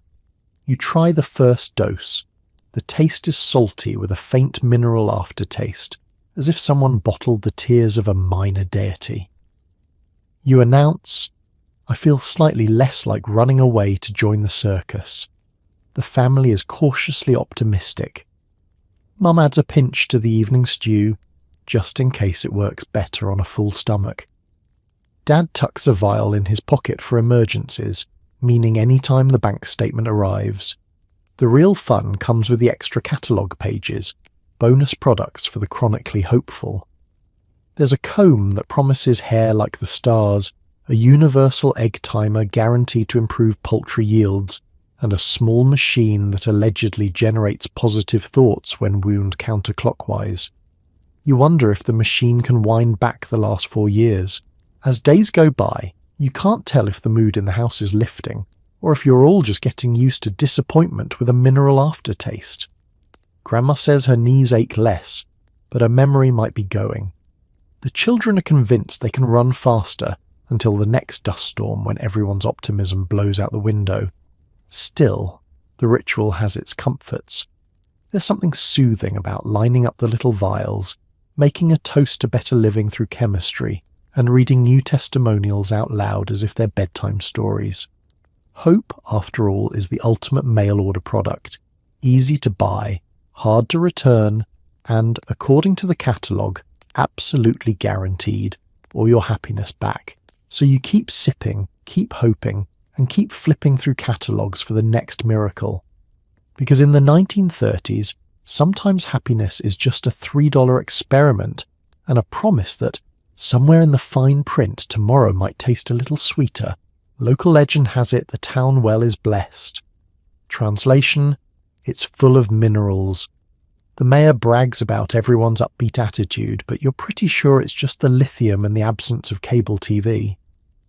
The well sits in the centre of Main Street, surrounded by a low stone wall, a hand-painted sign that says "Drink and be glad," and the collective hopes of a town that's never quite managed to lose its optimism, no matter what the weather, the crops, or the national mood is doing. People gather here to swap stories, fill buckets, and marvel at how the water tastes just a little happier. No one remembers exactly when the well's reputation started. Maybe it was after Old Man Jenkins drank a full pint, declared he could finally listen to his wife's stories without sighing, and promptly took up yodeling. Maybe it was when the school teacher stopped assigning essays titled "Why We're All Doomed" and switched to "The Best Thing About Tuesdays." Either way, folks began to talk. This wasn't just any water. This was miracle water, cool, clear, and carrying a faint metallic tang that left your teeth feeling freshly polished. The local doctor, whose practice is 2 rooms and a waiting area that doubles as the barber's shop on Saturdays, insists the water's good for your nerves. "Best tonic in the county," he declares, pouring a glass from a chipped pitcher. The drugstore has stopped selling most of its nerve tonics, figuring there's no sense in competing with a well that's giving out contentment by the bucketful. The only prescription anyone needs now is a sturdy pail and a strong back. Visitors come from miles around to taste the legendary water. They leave, more often than not, a little less anxious, a little more prone to spontaneous whistling, and absolutely convinced that their own town's water tastes like regret. The mayor, whose campaign platform is simply "Drink Up," gives guided tours, pointing out how not a single citizen has reported a sleepless night since the summer of '28, unless it was caused by snoring or raccoons. The side effects are subtle but noticeable. People walk around humming, waving to neighbours, and making do with what they have. The town's annual spelling bee is won not by the brightest kid, but by the calmest, who, coincidentally, drinks from the well before every round. At church, the hymns are sung in key, most of the time, and the preacher claims his congregation is the most agreeable flock this side of the Mississippi. Even local disputes, fence lines, borrowed tools, chickens found on the wrong porch, are settled with a handshake and a refill at the well. Of course, not everyone is convinced. There are always a few skeptics. The newspaper editor who refuses to drink happy water, the librarian who secretly spikes her tea with rainwater from the roof, and that one farmer who swears he's immune to optimism, but keeps coming back for just one more bucket for the cows. Every so often, rumours swirl about what's actually in the water. "It's the lithium," whispers Mrs. Abbott, who's read an article in a magazine about minerals and modern science. "It's all natural," replies the mayor. "If it keeps the peace, who's complaining?" Kids splash their faces in the well, parents fill up jugs for the week, and the local baseball team wins precisely half its games, but never loses its temper. Outsiders call it odd, but to the people of the town it's just life with a little less panic. When something really does go wrong, a barn burns down, the crops fail, or the bank closes, people gather at the well, take a deep breath, and somehow manage to find the humour in the situation, or at the very least nobody throws a punch. And as dusk settles over Main Street, laughter drifts up from the porch swings and through the open windows. Maybe it's the lithium, maybe it's the company, maybe it's just a blessing disguised as minerals, but in this little town nobody's losing sleep over the difference. They're too busy feeling pretty okay, all things considered. You see a movie at the local cinema. The hero is a tough guy with perfect hair and zero feelings. In the lobby, a man hands out flyers for a new tonic, guaranteed to keep you as calm as Cary Grant. It's Saturday night, and the town's only theatre is lit up like a Christmas tree, even if 2 bulbs are out and the now showing sign has been hastily changed from the desert song to the desert something. You and half the neighbourhood squeeze inside, ducking under the velvet rope with tickets bought using last week's grocery money and a little borrowed hope. Inside, the atmosphere crackles with anticipation and cigarette smoke. The air is thick with the scent of popcorn, a luxury reserved for the flush and the lucky, but no one minds sharing a handful. The projector flickers to life, dancing across a faded velvet curtain, and for 90 minutes the world shrinks to a rectangle of light and glamour. You settle into your squeaky seat, arm brushing against strangers on both sides, and lose yourself in a story where the hero never worries about next month's rent. Tonight's leading man doesn't blink at danger, never musses his hair, and delivers punchlines as sharp as his jawline. He drives a gleaming car, downs a mysterious tonic before every perilous adventure, and saves the day with a shrug. His leading lady swoons, the villain scowls, and the audience forgets, just for a moment, how long it's been since anyone here swooned over anything but a good sale at the bakery. As the credits roll, the lights snap on and everyone blinks back into reality. In the lobby, the real performance begins. A slick-haired promoter, looking like he studied the hero's every move, stands behind a folding table stacked with bottles and pamphlets. "Step right up," he calls, flashing a Cary Grant smile. "Want to feel unshakable? Yearn for unflappable cool? Try my miracle calming tonic, guaranteed to turn you from gloomy to glamorous in one gulp." He thrusts a flyer into your hand. As calm as Cary Grant, it promises. No more nerves, no more sleepless nights, no more worrying about whether the bank is closing tomorrow. The small print warns, results may vary. Side effects include minor euphoria, a strong urge to speak in witty banter, and the inability to care about minor inconveniences such as your barn burning down. The line for the tonic is almost as long as the ticket queue. People compare notes. I heard it works better than last year's Dr. Swope's elixir. My neighbour said it put her husband to sleep for 3 days, best rest she's ever had. The promoter hands out samples in paper cups. You take a sip. It's oddly fizzy, slightly lemony, and leaves your tongue tingling. You'll feel the difference by the time you reach home, he promises, pocketing your last nickel. Back outside, the crowd mills around, dissecting the movie and its hero's hair. Kids reenact the final scene, women speculate about the leading man's dental routine, and the men swap recipes for tonic cocktails, tonic with a splash of lemonade, or a hint of Mrs. Abernathy's homemade plum wine. You wonder if the real secret to Hollywood charm is less about jawlines and more about what's in the bottle. As you walk home beneath a sky pricked with stars and a few moths circling the theatre's broken neon sign, you feel just a little lighter. Maybe it's the tonic, maybe it's the movie, maybe it's the simple act of sitting in the dark surrounded by neighbours, laughing at the idea that calm can be bought for a nickel and bottled in glass. Either way, you tuck the flyer into your coat pocket and practice your best Cary Grant smile. Because tomorrow is Sunday, and you know you'll need every ounce of borrowed calm you can muster before the oatmeal boils over and the radio news gets serious again. In the end, everyone's searching for a little star power, a dash of serenity, and, if the movie's to be believed, a hair that refuses to lose its part no matter how hard life tries. It's family night.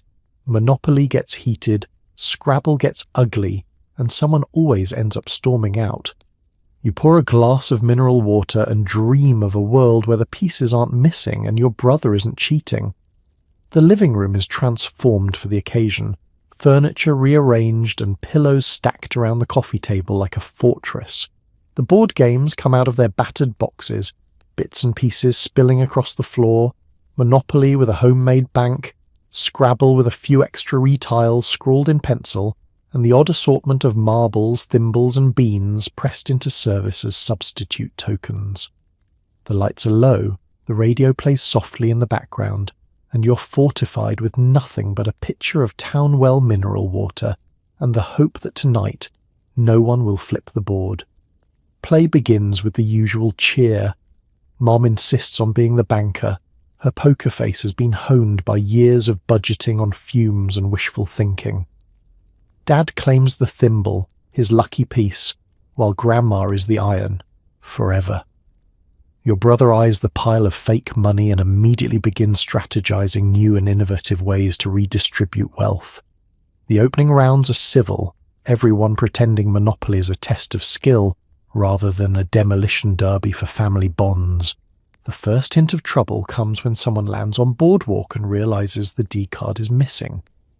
After a frantic search, it's discovered wedged in last year's Farmer's Almanac, pressed flat and now bearing an uncanny resemblance to a pressed flower.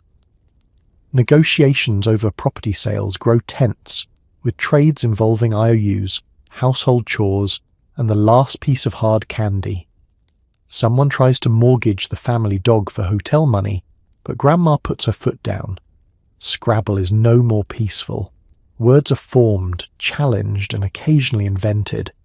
You argue the case for Zibble, it's a regional delicacy, you insist, and your brother plays QAT on a triple word score, launching a heated debate that involves 2 dictionaries and a neighbour called in as an impartial referee.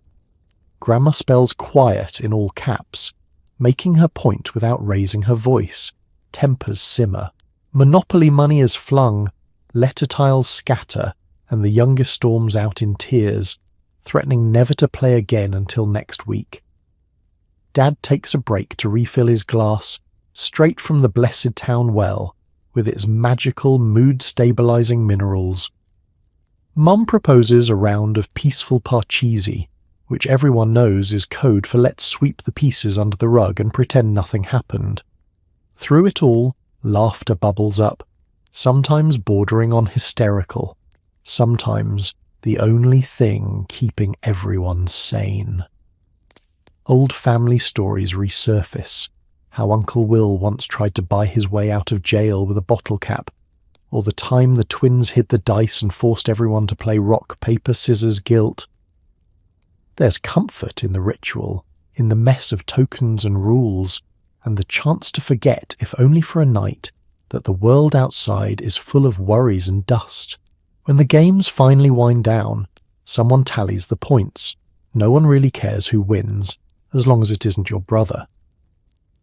The board is packed away, missing pieces noted for next time, and empty glasses collected. You linger in the quiet, savouring the afterglow of friendly chaos and the promise that, next week, the dice might roll a little kinder. As you head to bed, you're grateful for the small, stubborn joys of family night, the clatter of dice, the thud of the Monopoly board slamming shut, the taste of mineral water with just a hint of lithium, and the certainty that, in the 1930s, even a board game could be a small rebellion against the gloom. Because winning isn't everything. Surviving each other and finding something to laugh about is more than enough. Downtown, the jazz clubs are full. Music helps. So does the mineral tonic behind the bar. People dance, laugh, and hope nobody notices the odd aftertaste in their drinks. It's Friday night, and the city glows in neon and restless energy. You step out of the cold and into a club that's more packed than the breadline at noon. Its air thick with perfume, cigarette smoke, and possibility. The band is already swinging, a trumpet's bright wail, a bass thumping along like an eager heart, and a piano player who seems to think restraint is for people who don't own sequined jackets. Tables are crammed together so tight you can hear your neighbour's heartbeat, and guess what he had for supper. Waitresses dodge between dancers, balancing trays loaded with drinks in every shade of amber and gold. You sidle up to the bar and order a jitterbug julep, which, the bartender assures you, is guaranteed to pep you up and smooth you out, all at once. The secret ingredient, whispered with a wink, is the town's famous mineral tonic straight from the source, with just enough fizz to tingle your gums and just enough lithium to calm your nerves. On the dance floor, couples sway and spin, their troubles forgotten for a moment under the warm glare of the lights. Dresses twirl, shoes scuff, and for a few hours the only thing that matters is keeping time with the music. The saxophone solo stretches into midnight, joined by laughter and the clink of glasses. Some people come to escape the worries of the week. Others come for the hope that jazz might patch what the economy left in tatters. You settle in with your tonic, sipping and savouring the burn. It's sweet, but every so often there's a metallic tang that makes you wonder if you're drinking joy, or just the bottled spirit of close enough. The bar is lined with regulars, men in suits that shine at the elbows, women with lipstick so fierce it could stop a train, and the odd poet scribbling down rhymes by the light of a votive candle. Over in the corner, someone is selling inspirational fortunes for a nickel a slip. Yours reads, "Better days are coming. Try not to drink all the minerals at once." The bandleader pauses for a shout-out. Let's hear it for the WPA boys, best ditch diggers and best dancers in town. The crowd erupts in applause, raising their jars and tumblers to toast anyone with a job and anyone who can fake having one. A rumour goes around that the mayor's in the back, buying around for anyone who'll promise to vote next year. Someone else says he's just trying to forget that his own band once lost a contest to a dancing goat. Between songs, the talk drifts about ration books, job leads, and whether the new batch of tonic is stronger than last week's. A young woman at your table confesses she's here for the music, but also for the hope that she might bump into a Hollywood scout or, failing that, a baker who can spare a loaf. Everyone laughs. Everyone understands.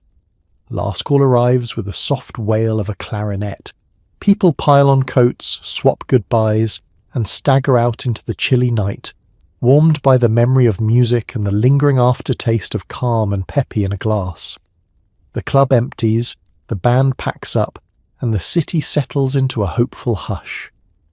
As you walk home, shoes tapping the sidewalk in time with a tune you can't quite remember, you wonder if the mineral tonic really works, or if, like jazz, its magic is in making you believe just for a moment that life is brighter, wilder, and a little less lonely than you feared.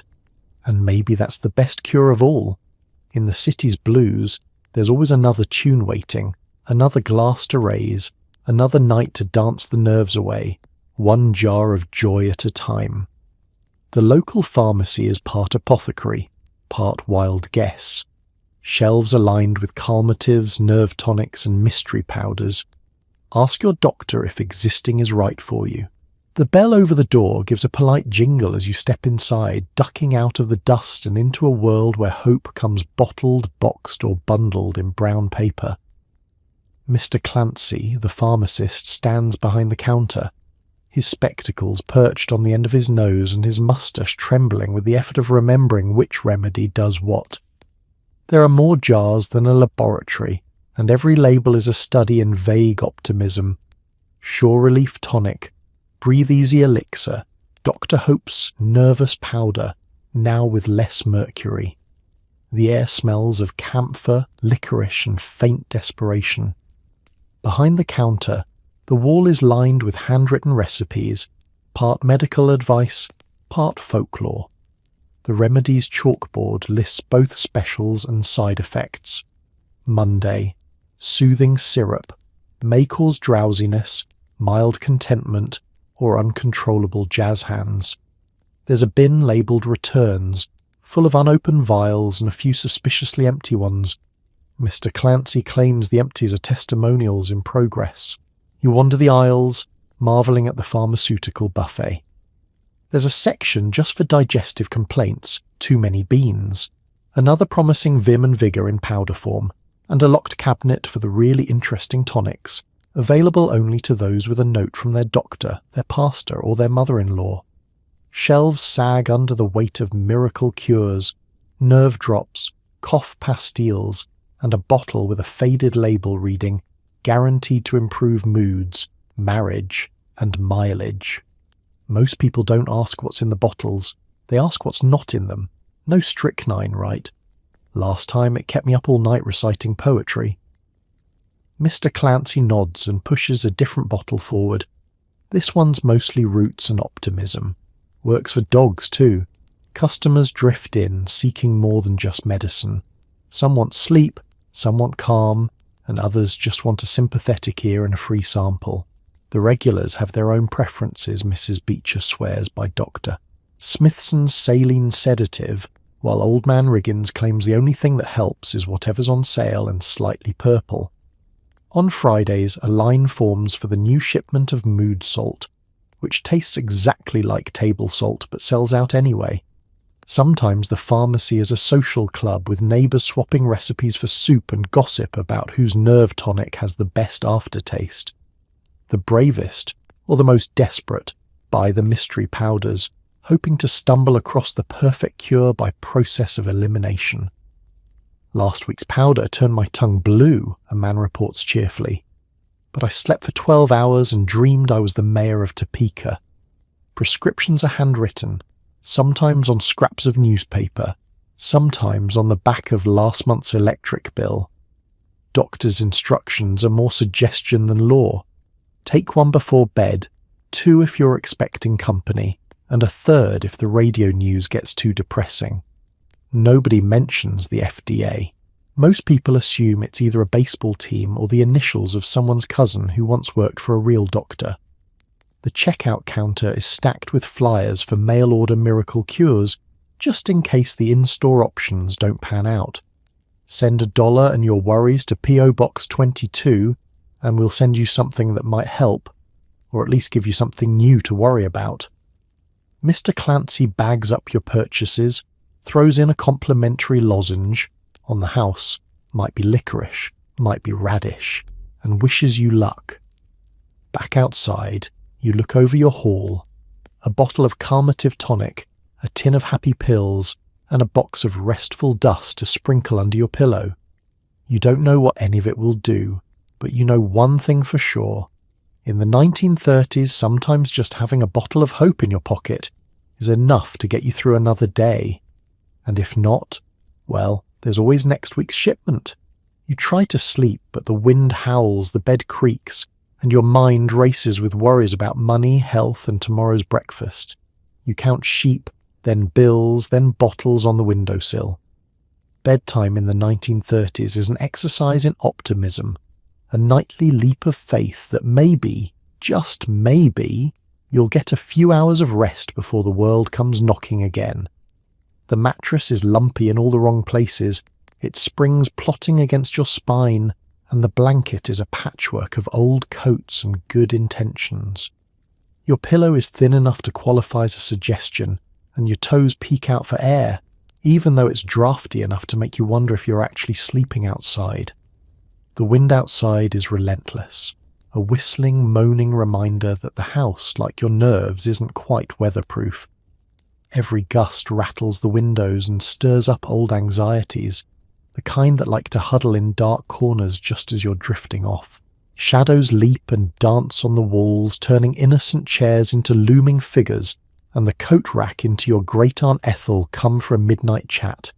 You squeeze your eyes shut and try the classic technique, counting sheep. 1, 2, 3. But the sheep get stuck in a dust drift, cough a little, and decide to form a union. You start over, counting bills instead, rent, groceries, the doctor's tab, the Miracle Tonic subscription. The numbers pile up faster than sheep ever could, and you're soon wide awake, staring at the ceiling and rehearsing next month's budget negotiations in your head. The bottles on the windowsill offer a different kind of comfort. Nerve tonics, sleep powders, a vial of calmative elixir, guaranteed to cure insomnia, or at least distract you with an interesting aftertaste. You debate whether to take a sip, but remember last time you did, you dreamed you were the only person left in town, running the whole WPA by yourself and still being late for breakfast. Down the hall, the sounds of family life persist. Dad snores with the steady rhythm of a logging crew. Grandma mutters through her dreams, reliving the Great Flood of 27, and, for some reason, arguing with the president about soup rations. The floor creaks as someone makes a midnight trip to the kitchen, perhaps hoping to find an extra crust of bread or just to check that the kitchen table is still standing. You turn over, trying to get comfortable, wishing the blanket would grow a few inches overnight. The moon throws stripes of light across the floor, illuminating the peeling wallpaper and a small army of dust bunnies gathering beneath the dresser. You try counting breaths, then blessings, then possible breakfast recipes that require no actual ingredients. Sleep, meanwhile, plays hard to get. Eventually you surrender to the night's peculiar logic. You picture the worries as sheep in silly hats, parading past your bed with signs that say, "Everything's fine." You focus on the comforting hum of the house, pipes clanking, the wind's lullaby, the occasional soft clink of glass from the bottles if the gusts get rowdy. The absurdity of it all is strangely soothing. Somewhere between worry number 32 and bottle number 5, your thoughts finally begin to drift. Maybe it's exhaustion, maybe it's the promise that tomorrow could be better, or maybe it's just the mild sedative in the air courtesy of the town well. Either way, your muscles go slack, your breath slow, and your mind softens its grip on the day. In the world of the 1930s, sleep is rarely easy and never guaranteed, but for a few precious hours, you float free of dust, dread, and responsibility. You dream of fields without wind, tables full of food, and a mattress that doesn't poke back.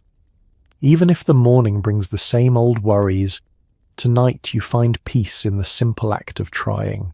And as the wind howls a little softer and the bottles glint in the moonlight, you finally drift off, proving once again that stubbornness and a little imagination can get you through even the longest night. The sun rises, you wake up, check your pulse, and wonder if the lithium actually helped. The radio promises a brighter future, but you're still in the same pajamas and someone's boiling dust for breakfast again. It's morning in 1930s America, never quite as bright as you hoped, but at least it's new. The first thing you notice is the taste of mineral water clinging to your tongue and the faint ache in your back, a polite reminder from your mattress that you're still alive. The light peeking through the curtains is soft, filtered by the ever-present veil of dust, painting stripes across the faded wallpaper and the scattered shoes that didn't quite make it under the bed. You sit up slowly, half expecting to feel different. Last night's nerve tonic promised clarity, calm, and a renewed zest for life. This morning you mostly feel a little thirstier and a lot more skeptical. You listen for signs that the world has changed. Has the bank reopened? Has someone invented a better breakfast than oatmeal surprise? Did the government finally outlaw Mondays? No luck. The only thing outlawed is sleeping in, because as soon as you swing your feet to the floor, the day's demands begin. From the kitchen comes the unmistakable rattle of pots and the gentle thud of someone trying to coax a meal out of next to nothing. Breakfast is called in a voice pitched somewhere between cheerful and resigned. You shuffle in, greeted by the familiar faces of family, hair tousled, eyes hopeful, all pretending they didn't have the same worries dancing through their heads all night.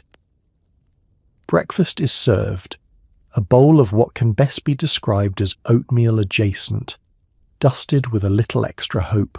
Dad jokes that the secret ingredient is fortified optimism.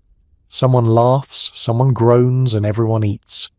Outside, the wind rattles the windows, but inside, the ritual of sharing food, no matter how humble, grounds you in the present. Even if today's special is soup of the day, wishful thinking. The radio crackles to life, the familiar voice of a newsman spinning tales of recovery and resilience. Better days are just around the corner, he insists, though he's been saying that since 31 and you suspect his corner is a long, slow bend. Still, it's comforting background noise as the family goes about the morning routine, packing school books, buttoning coats, and checking that nobody took the last miracle mineral tablet. As you finish your bowl, you reflect on the night before. Did the tonics, powders, and pills actually work? Did the radio's hopeful static chase away your worries, or just drown them out for a while? You're not sure. But you notice that somehow everyone got up. Everyone is trying again. Even the dog seems determined to face the day, though that might be because he heard rumours of bacon in the neighbour's kitchen. The day unfolds, ordinary and miraculous all at once. Someone finds a nickel in a coat pocket. Someone else gets a letter from California. Still no jobs, but plenty of sunshine. A neighbour stops by to share the latest rumour about a travelling salesman selling guaranteed happiness. For a moment, everyone gathers by the window, passing the news around like an extra biscuit. By mid-morning, life resumes its relentless pace. Errands, chores, the search for work, the hopeful planting of seeds in stubborn soil. The doubts linger, but so does something else, a quiet resilience, the kind that's brewed overnight and served warm in chipped cups. The pills might be useless, the radio might be wrong, and breakfast might still taste like last year's shoes, but you're here, you're trying. As the sun climbs higher, you fold your pajamas, wash your face, and get on with it. The world isn't fixed, but neither are you, at least not in the way you'd hoped. You're not calmer, braver, or suddenly wise, but you are awake, dressed, and ready for whatever absurd miracle the day might bring. Maybe that's enough. And tomorrow, you'll try again. Because in the 1930s, hope is the only prescription you don't need a refill for. Every street corner hosts a self-declared doctor with a miracle elixir. Feeling blue, achy, haunted by existential dread? The answer, according to every mustachioed salesman, is a bottle of something murky that smells faintly of bathtub gin and despair. You buy it anyway.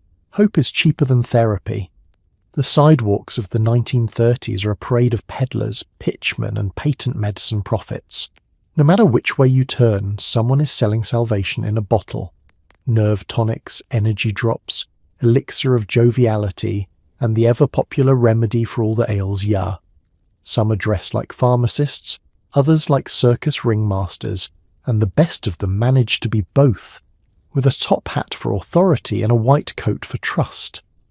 Their tables are crowded with jars and tins, all carefully labelled in grand looping handwriting, labels that make bigger promises than any politician.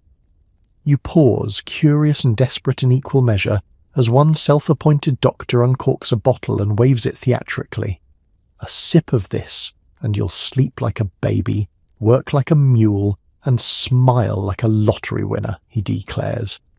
His moustache twitches as he fixes you with a knowing gaze, and you realise he's part magician, part psychologist, and mostly a very good guesser of what people want to hear. The crowd leans in, drawn by the possibility that somewhere, somehow, real relief has finally arrived. Your neighbour whispers, "I heard Mrs. Flanagan took that stuff and hasn't complained about her bunion since April." Someone else chimes in, "My cousin tried it.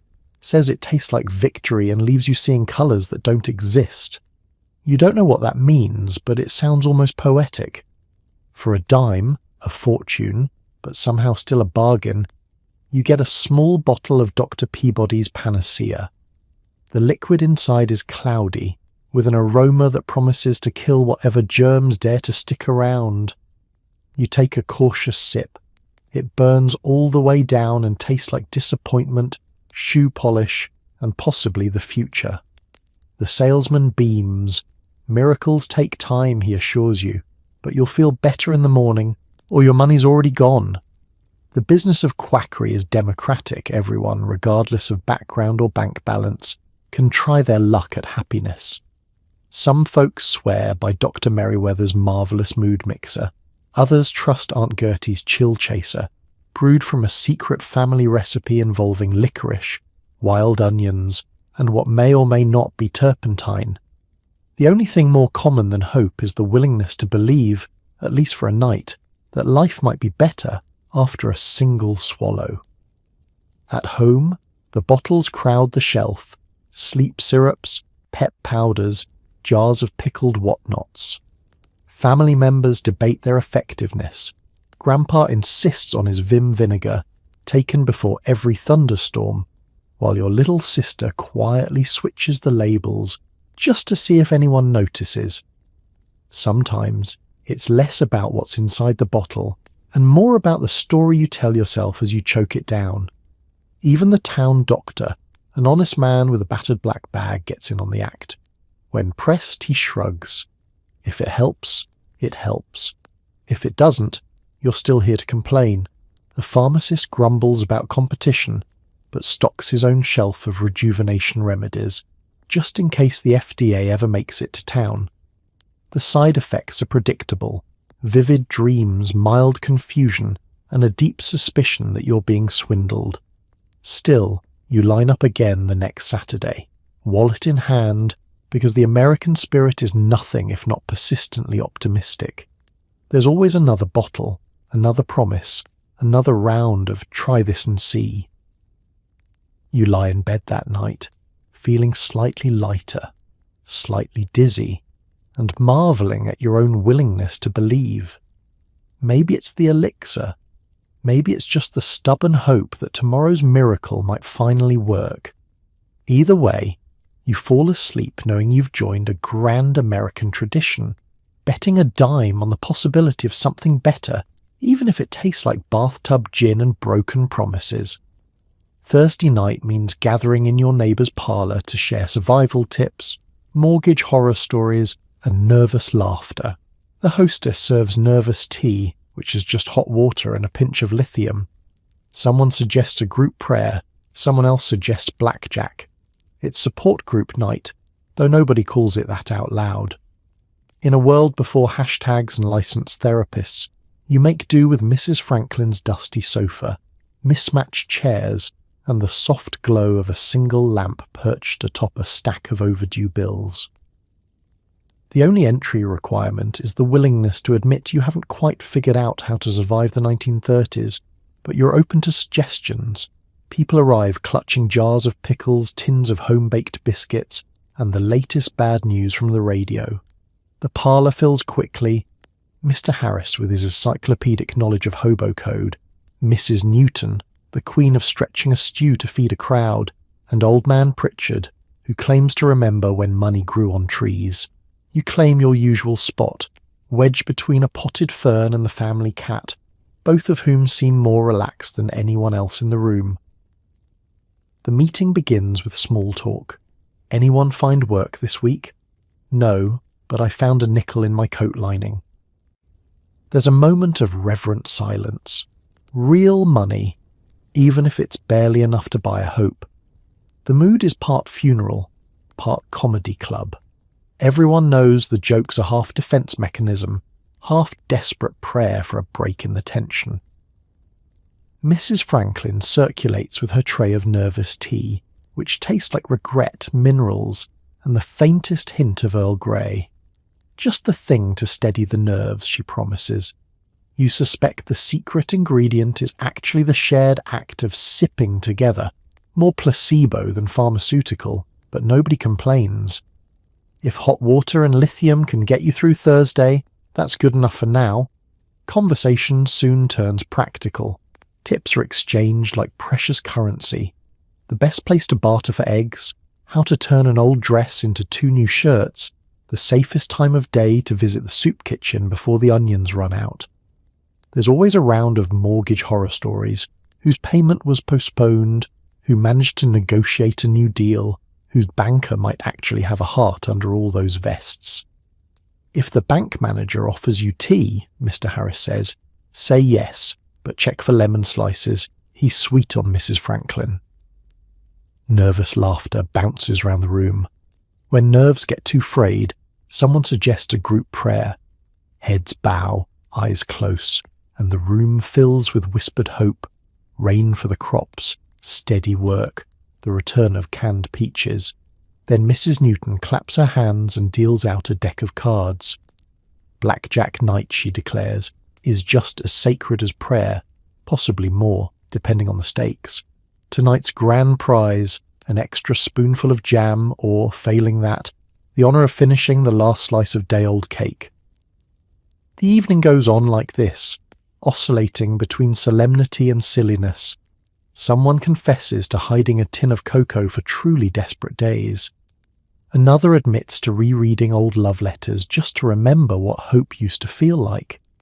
By the time the lamplight flickers low, everyone's nerves have settled, or at least found company in mutual frazzle. You walk home through the quiet streets, the memory of nervous tea warming your insides and the echo of laughter carrying you through the shadows. Maybe you're not any richer, and the mortgage isn't any smaller, but the world feels less overwhelming when you've got a whole parlour full of people promising, in their own odd way, that you're not facing the collapse alone. And as you tuck into bed, you whisper a quiet thanks for nervous tea, for blackjack, for friends who keep showing up, even when the world outside feels like a joke without a punchline. Because in the 1930s, support sometimes means surviving together, one Thursday night at a time. Grandma's medicine cabinet contains 3 things: turpentine for chest colds, turnip wine for courage, and a suspicious vial labelled calm powder. You're not sure what's in any of it, but she swears by the 1 dose for every government scandal rule. Home medicine in the 1930s is a peculiar blend of hope, folklore, and a complete disregard for modern pharmacology. Grandma presides over her cabinet like a seasoned apothecary or a part-time witch, depending on who you ask. The cabinet itself is an ancient wooden box that used to be a jewellery chest, now lined with cotton balls and mysterious stains. Every bottle, jar and tin comes with its own story, and at least one dramatic warning. First, the turpentine. A cure for what ails you, Grandma insists, pouring a drop onto a sugar cube and daring you to swallow it when a cough won't quit. It'll burn out the badness, she promises, eyeing you like she's not entirely joking. Family legend claims turpentine once saved Uncle Clive from certain doom, though to be fair, it also made him break out in hives and see colours that don't exist. In the 1930s, the difference between medicine and practical joke is sometimes just a question of dosage. Then there's the turnip wine, proudly brewed in the root cellar and stored in bottles marked not for children, bankers, or the easily discouraged. Its flavour is best described as acquired, with notes of desperation, dirt, and a surprisingly pleasant aftertaste if you're brave enough to swallow. On stormy nights, Grandma pours a glass for courage, raising a toast to better days and looser regulations. It warms the belly, dulls the nerves, and makes listening to radio news only slightly less terrifying. And finally, the infamous calm powder. No one knows what's in it. Not the pharmacist, not the doctor, not even Grandma, though she suspects it's a blend of dried herbs, kitchen leftovers, and just enough lithium to take the edge off. Whenever the headlines get particularly dire, markets crash again, dust storms imminent, President hints at new tax on happiness. Grandma doles out a pinch in everyone's tea just to be safe. She swears it helps with nerves, digestion, and the ability to sit through another family game night without flipping the board. The rest of the medicine cabinet is filled out with odds and ends, mustard plasters, a bottle of castor oil that's older than the youngest grandchild, and a jar of mystery ointment used for everything from bee stings to bad luck. Whenever anyone comes down with something unpronounceable, Grandma has a remedy, and a story about how it cured an ancestor during the blizzard of 02, the influenza of 18, or the Great Lemon Shortage. Of course, home remedies come with rituals. On Sunday afternoons, the kitchen turns into a chemistry lab as Grandma grinds herbs, bottles concoctions, and tests dosages on whoever happens to wander through.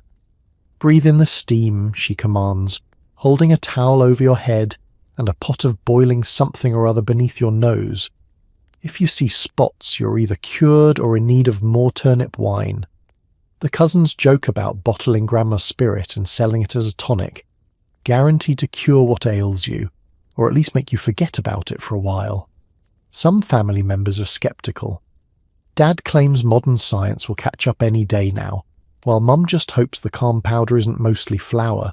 But nobody complains too loudly, especially when cold season hits or the economy wobbles on its axis. There's a stubborn faith in these remedies, a belief that if they worked for Grandma's grandmother, they'll work for you. In a world with no certainty and not much access to doctors, Grandma's medicine cabinet is both shield and sanctuary.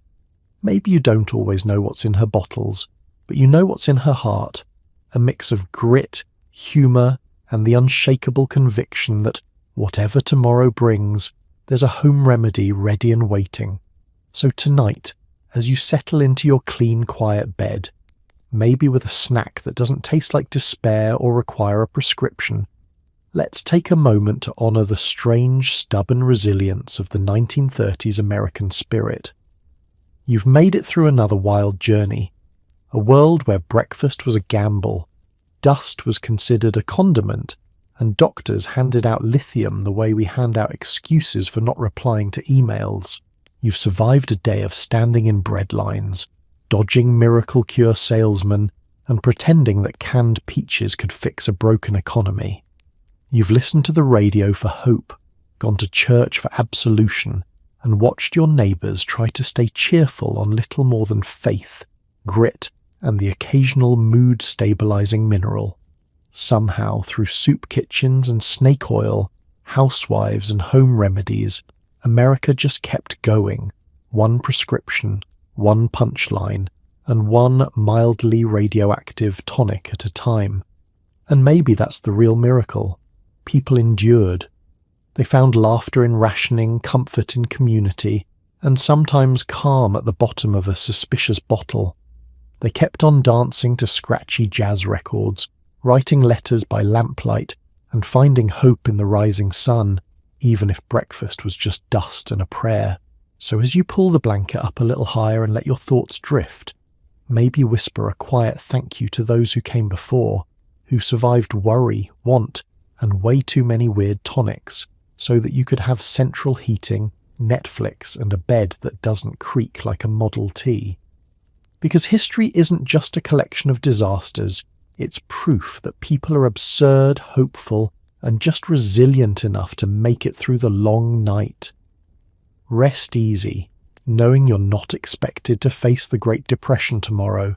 Breathe deep, enjoy the silence, and drift off gently. No lithium required. Good night.